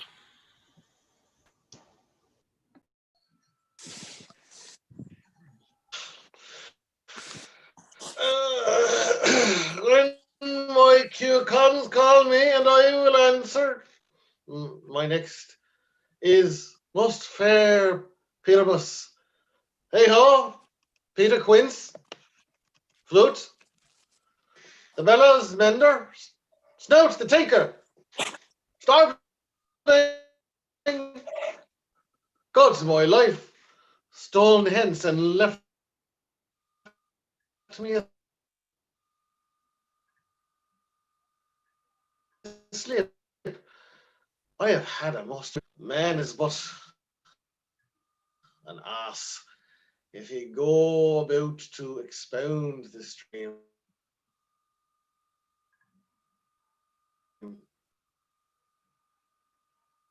He thought I was, but man is but a patched fool. If he will offer to say what me thought I had, the eye of man hath not heard, the ear of man hath not seen, man's hand is not able to taste, his tongue to conceive, nor his heart to report what my dream was. I will get Peter Quince to write a ballet of this dream. It shall be called Bottom's Dream, because it hath no bottom, and I will sing it in the latter end of a play before the Duke. Per adventure, to make it the more gracious, I shall sing it at her death. Exit. Enter Quince, Flute, Thisbe, Snout, and Starveling. Have you sent to Bottom's house? Is he come home yet? He cannot be heard of. Out of doubt, he is transported. If he not come not, then the play is marred. It goes forward, doth it? It's not possible. You have not a man in all Athens able to discharge Pyramus, but he. No, he hath simply the best wit and of any handy craftsman in Athens. Yea, and the best person too, and he is a very paramour for a sweet voice. You must say, Paragon, a paramour is, God bless us, a thing of naught. Enter Snug the Joiner. Masters, the Duke is coming from the temple, and there is 2 or 3 lords and ladies to be married. If our sport have gone forward, you have all been made men. Oh, sweet Bully Bottom, thus hath he lost 6 pence a day. During his life, he could have not scrapped 6 pence a day, and the Duke had not given him 6 pence a day for playing at Pyramus. Oh, be hanged! He would have deserved it. 6 pence a day, Pyramus or nothing. Enter Bottom. Where are these lads? Where are these hearts? Bottom, oh, most courageous day, oh, most happy hour. Masters, I am to discourse wonders, but ask me not what. For if I tell you, I am no true Athenian. I will tell you everything as it fell out. Well, let us hear, sweet Bottom.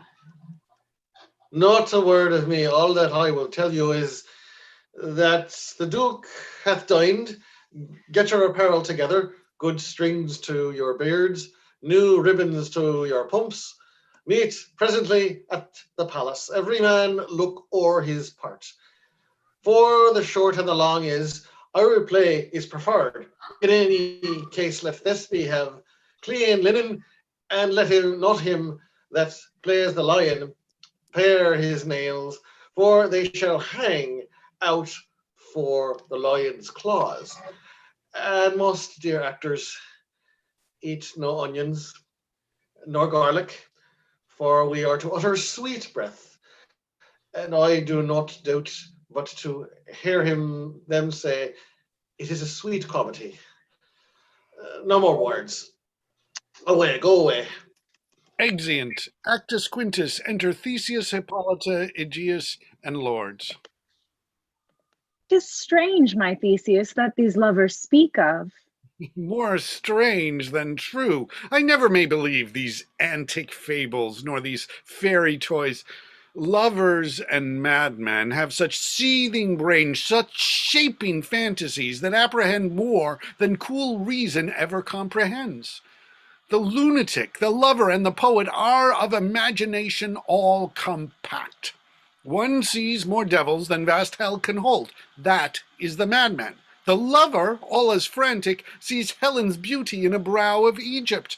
The poet's eye, in a fine frenzy rolling, doth glance from heaven to earth, from earth to heaven, and as imagination bodies forth the forms of things unknown, the poet's pen turns them to shapes, and gives to airy nothing a local habitation and a name. Such tricks hath strong imagination, that if it would but apprehend some joy, it comprehends some bringer of that joy, or in the night imagining some fear, how easy is a bush supposed a bear. But all the story of the night told over, and all their minds transfigured so together, more witnesseth than fancy's images, and grows to something of great constancy, but howsoever strange and admirable. Enter lovers, Lysander, Demetrius, Hermia, and Helena. Ah, here come the lovers, full of joy and mirth. Joy, gentle friends, joy and fresh days of love accompany your hearts.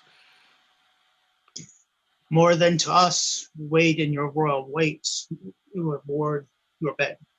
Come now, what masks, what dances shall we have to wear away this long age of 3 hours between our after supper and bedtime? Where is our usual manager of mirth? What revels are in hand? Is there no play to ease the anguish of a torturing hour? Call Aegeus. Here, mighty Theseus. Say, what abridgment have you for this evening? What mask, what music? How shall we beguile this lazy time, if not with some delight? There is a brief how many sports are rife. Make choose of which your highness will see first. List, the battle with the centaurs, to be sung by an Athenian eunuch to the harp. Will none of that. That have I told, my love, and glory of my kinsman Hercules. List, the riot of the tipsy bacchanals, tearing the Thracian singer in their rage? Oh, that was an old device, and it was played when I from Thebes came last to conqueror. And this, the thrice three muses, mourning for the death of learning, late deceased in beggary. Oh, this is some satire, keen and critical, not sorting with a nuptial ceremony. This, a tedious brief scene of young Pyramus and his love Thisbe, very tragical myth. Merry and tragical, tedious and brief. That is hot ice and wondrous strange snow. How shall we find the concord of this discord? A play there is, my lord, some 10 words long, which is as brief as I have known a play, but by 10 words, my lord, it is too long, which makes it tedious. For all in all, the play, there is not one word apt, one play fitted, and tragically, my noble lord, it is for Pyramus therein doth kill himself, which when I saw rehearsed, I must confess, made mine eyes water. But more merry tears the passion of loud laughter never shed. What are they that do play it? Hard-headed men that work in Athens here, which never labored in their minds till now, and now have toiled their unbreathed memories with this same play against all nuptial. And we will have it. No, my noble lord, it is not for you. I have heard it over, and it is nothing, nothing in the world, unless you can find sport in their intense, extremely stretched, and calmed with cruel pain to do your service. I will hear that play, for never anything can be amiss when simpleness and duty tender it. Go bring them in, and take your places, ladies. I love not to see wretchedness o'ercharged, and duty in his service perishing. Oh, why, gentle, sweet, you shall see no such thing. He says they can do nothing in this kind. Well, the kinder we to give them thanks for nothing. Our sport shall be to take what they mistake, and what poor duty cannot do, noble respect takes it in might, not merit. When I have come, great clerks have purposed to greet me with premeditated welcomes, where I have seen them shiver and look pale, make periods in the midst of sentences, throttle their practised accents in their fears, and in conclusion dumbly have broke off, not paying me welcome. Trust me, sweet, out of this silence yet I picked a welcome. And in the modesty of fearful duty, I read as much as from the rattling tongue of saucy and audacious eloquence. Love, therefore, and tongue-tied simplicity in least speak most to my capacity. So please your grace, the prologue is addressed. Let him approach. Into the prologue, Quince.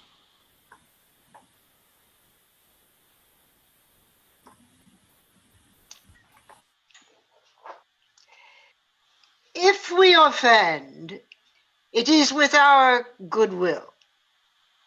That you should think we come not to offend, but with goodwill. To show our simple skill, that is the true beginning of our end. Consider then, we come but in despite. We do not come as minding to content you. Our true intent is, all for your delight we are not here. That you should here repent you, the actors are at hand, and by their show you shall know all that you are like to know. This fellow doth not stand upon points. He hath rid his prologue like a rough colt. He knows not the stop. A good moral, my lord, it is not enough to speak, but to speak true. Indeed, he hath played on his prologue like a child on a recorder, a sound, but not in government. His speech was like a tangled chain, nothing impaired, but all disordered. Who is next? Toyer, with a trumpet before them, enter Pyramus and Thisbe, Wall, Moonshine, and Lion. Gentles, perchance you wonder at this show, but wonder on, till truth make all things plain. This man is Pyramus, if you would know. This beauteous lady Thisbe is certain. This man with lime and rough cast doth present Wall, that vile Wall which these lovers sunder, and through Wall's chink, poor souls, they are content to whisper, at the which let no man wonder. This man with lantern, dog, and bush of thorn presenteth Moonshine. For if you will know, by moonshine did these lovers think no scorn, to meet at Ninus' tomb, there to woo this grisly beast, which Lion hight by name, the trusty Thisbe, coming first by night, did scare away, or rather did affright. And as she fled, her mantle she did fall, which Lion with bloody mouth did stain. Anon comes Pyramus, sweet youth and tall, and finds his Thisbe's mantle plain, whereat with bloody baleful blade, he bravely broached his boiling bloody breast, and Thisbe, tarrying in mulberry shade, his dagger drew and died. For all the rest, let lion, moonshine, wall, and lovers twain at large discourse, while here they do remain. Exit all but wall. I wonder if the lion be to speak. No wonder, my lord, one lion may when many asses do. Exit lion, Thisbe, and moonshine. In this same interlude, it doth befall that I, one Snout by name, present a wall, and such a wall as I would have you think that had in it a crannied hole or chink through which the lovers, Pyramus and Thisbe, did whisper often very secretly. This loam, this rough cast, and this stone doth shew that I am that same wall. The truth is so. And this the cranny is, right and sinister, through which the fearful lovers are to whisper. Would you desire lime and hair to speak better? It is the wittiest partition that ever I heard discourse, my lord. Pyramus draws near the wall. Silence. Enter Pyramus.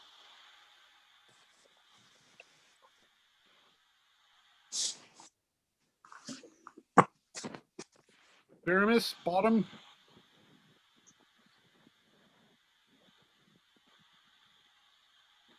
Bottom, are you... Oh, grim, look, night. All nights with you so black, night which ever art, all night, alack, alack, alack.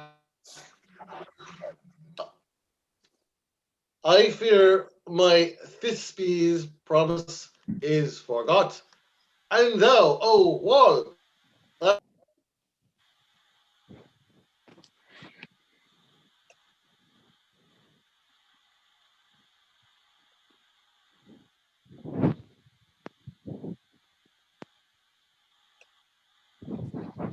Pyramus, tell me how lovely I am. I'm a wall. What happened to Pyramus? He seems to have disappeared. Yeah. Yeah. Pyramus, your cures never tire.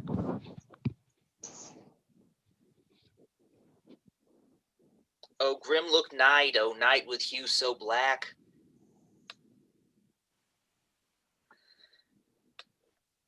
I guess we're missing our Pyramus. We had our performer just disappear right in front of us. Oh, He zoomed away. He must be transported. Transported, yeah, translated. Guys, May I step in? Somebody just go for it. Oh, grim look, night, oh night with hue so black, oh night, which ever art when day is not. Oh night, alack, alack, I fear my Thisbe's promise is forgot. And thou, O wall, thou sweet and lovely wall that stands between her father's ground and mine, thou wall, oh sweet and lovely wall, show me thy chink to blink through with mine eye, mine eyne. Thanks, courteous wall, Jove shield thee well for this. But what see I? No Thisbe do I see. Cursed be thy stones for deceiving me.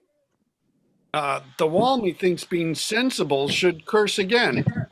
No truth, sir, he should not.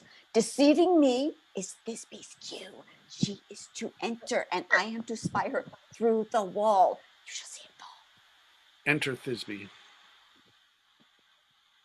O wall, full often hast thou heard my moans for parting my fair Pyramus and me. My cherry lips have often kissed thy stones with lime and hair knit upon me. I see a voice, now will I to the chink to spy, and I can hear my Thisbe's face, Thisbe. My love thou art, my love thy think. Think what thou wilt. I am thy lover's grace, and like Lymander am I trusty still. And I, like Helen, till the fates kill me. No Shuphilus to Procus was so true. And Shuphilus and Procus I to you. Oh, kiss me through the hole in this vile wall. I kiss thee wall's hole, not your lips at all. Wilt thou at Ninny's tomb meet me straightway? Tide life, tide death, I come without delay. Thus have I, wall, my part discharged so, and being done, thus wall away will go. Now is the moral down between the two neighbors. No remedy, my lord, when walls are so wilful to hear without warning. This is the silliest stuff that e'er I heard. The best in this kind are but shadows, and the worst are no worse if imagination amend them. It must be your imagination then, and not theirs. If we imagine no worse of them than they of themselves, they may pass for excellent men. Here come two noble beasts, a man and a lion. It's a lion and moonshine. You ladies, use whose gentle hearts to fear the smallest monstrous smells that creeps on floor, may now perchance both quake and tremble here, when lions rough in the wild rage of Wah! Then know that I, as not the join am, a lion fells, nor else on lion's dam. For I should as a lion came and strive into this place, took pity on my life. Oh, a very gentle beast and of good conscience.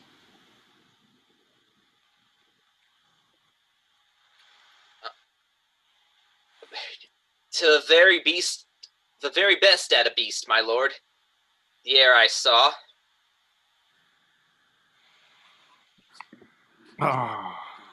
This lion is a very fox for his valor, true, and a goose for his discretion.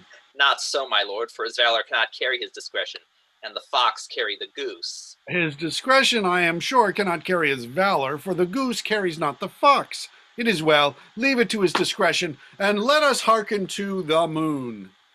This lantern doth the horn moon present. He should have worn the horns on his head.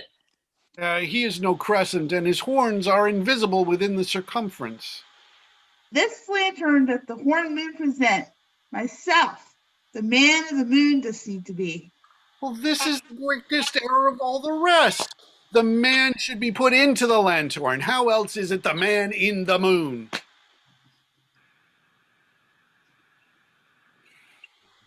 He dares not come there for the candle, for you see it is already in snuff. I am weary of this moon. Would he would change. It appears by his small light of discretion that he is in the wane, but yet in courtesy and all reason we must stay the time. Proceed, moon. All that I have to say is to tell you that the lantern is the moon. I, the man in the moon. This thorn bush, my thorn bush, and this dog, my dog. Why, all these should be in the lantern, for they are in the moon. But silence, here comes Thisbe.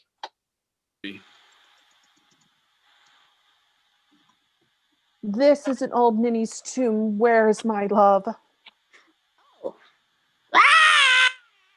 The lion roars. Thisbe runs off. Well roared, lion. Well run, Thisbe. Well shone moon. Truly, the moon shines with a good grace. Well moused, lion. And then came Pyramus. And so the lion vanished.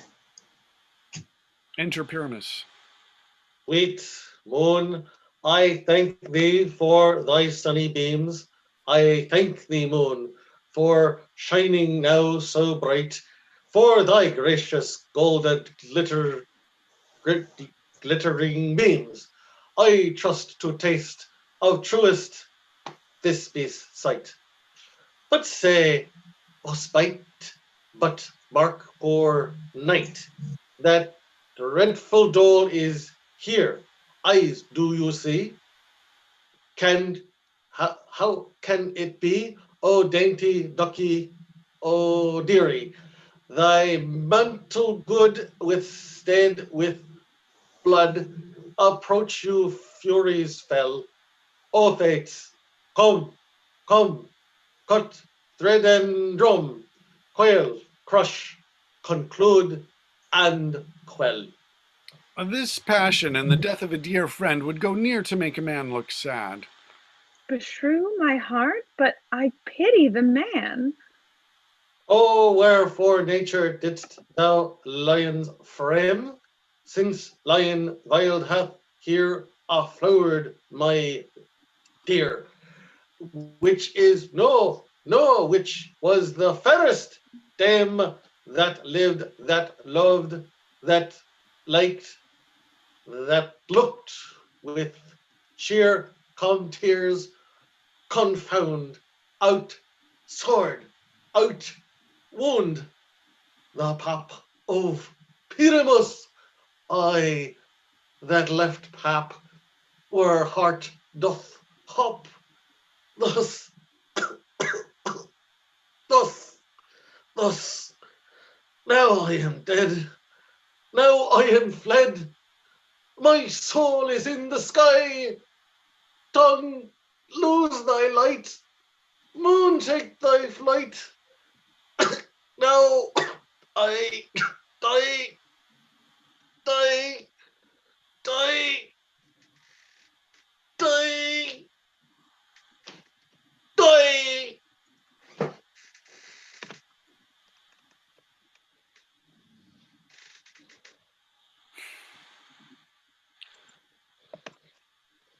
No die but an ace for him, for he is but one. No die but an ace for him, for he is but one. Less than an ace, man, for he is dead. He is nothing. With the help of a surgeon, he might yet recover and prove an ass. How chance Moonshine is gone before Thisbe comes back and finds her lover? Enter Thisbe. Will find him by starlight. Here she comes, and her passion ends the play.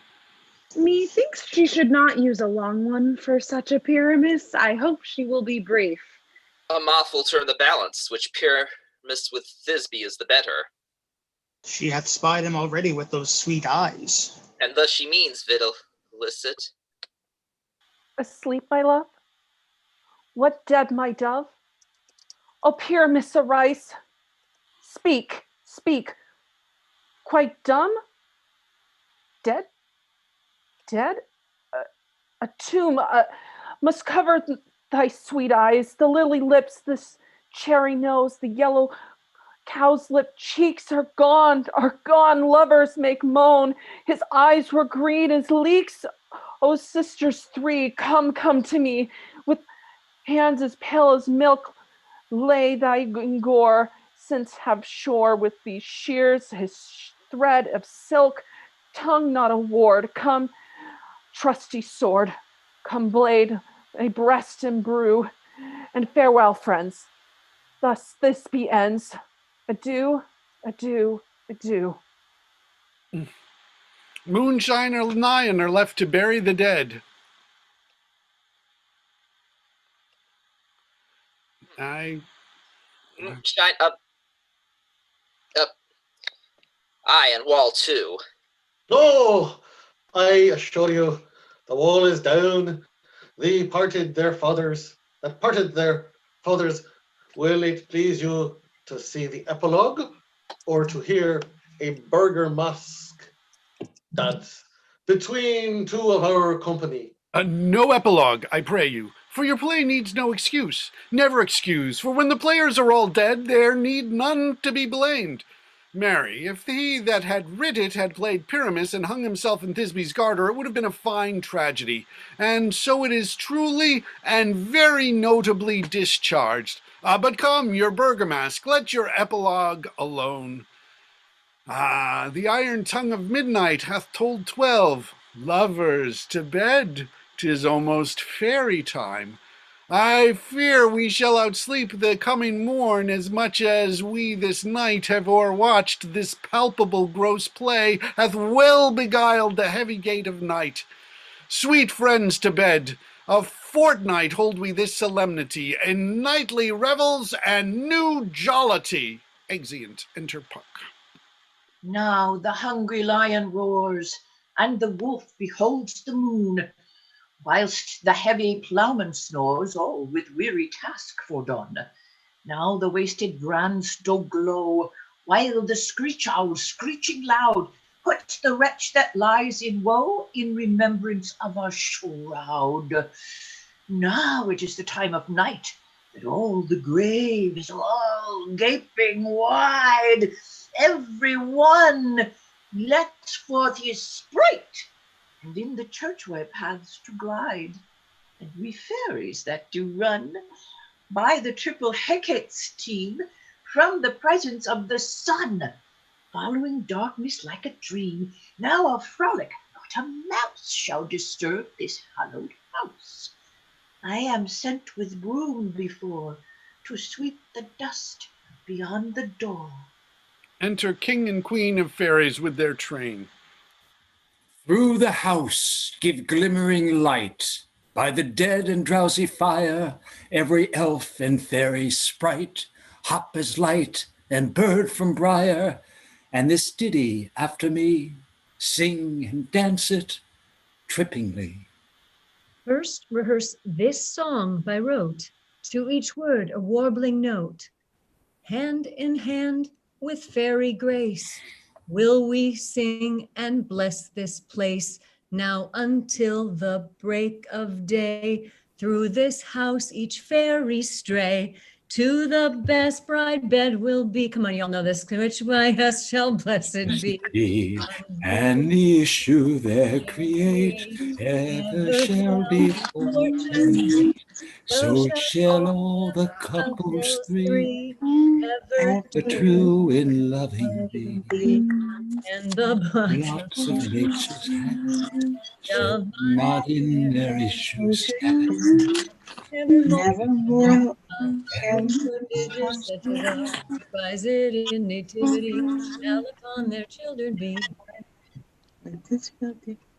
With this field do consecrate every fairy take And each several chamber place through this palace sweet peace. Ever shall in safety rest, and the owner of it blessed. Trip away, make no stay. Make me all by break of day. Yay! If we shadows have offended, think what this, and all is mended, that you have but slumbered here while these visions did appear, and this weak and idle theme no more yielding but a dream. Gentles, do not reprehend. If you pardon, we will mend. And as I am an honest Puck, if we have earned unhonored luck, now to scape the serpent's tongue, we will make amends ere long. Else the Puck a liar call. So good night unto you all. Give me your hands if we be friends, and Robin shall restore amends. Apologies for the screw up I had before with the computer and stuff, but whatever. Thank you, Paul, for filling in. Michael, don't apologize. Yeah, things happen. We had a number of issues with technical difficulties with it. And I mean, hey, this is a reading to have fun and to explore the text. So those things happen. Don't let them bother you. I just want to point out a few things. Zoom is. Yeah, Zoom is Zoom is really difficult. Yes, Zoom, goblins and Zoom are there. I feel sorry for kids in school are having problems with it because it must be so frustrating. Yeah. Yeah. Especially when you have like a time limit. I just want to point out a couple of things that are sort of sometimes challenging about the folio, but sometimes helpful. One of the things is that like a lot of times when you have ed at the end, like ravished, I mean, where it's pronounced as ed. Generally in the folio, it's written out as ed. Sometimes you have it where you don't have the e there, you just have an apostrophe like winged. And so that means that you don't say winged, you say winged. And generally, the folio is very good about that. So I mean, that's one thing I think you can pick up. One of the other things that is even more apparent in this play than is when you have different prefixes. Like, for example, Puck sometimes has Robin for Robin Goodfellow, which can also be confusing because we do have another Robin in this, Robin Starveling. But there's that, or when Bottom has clown as a prefix.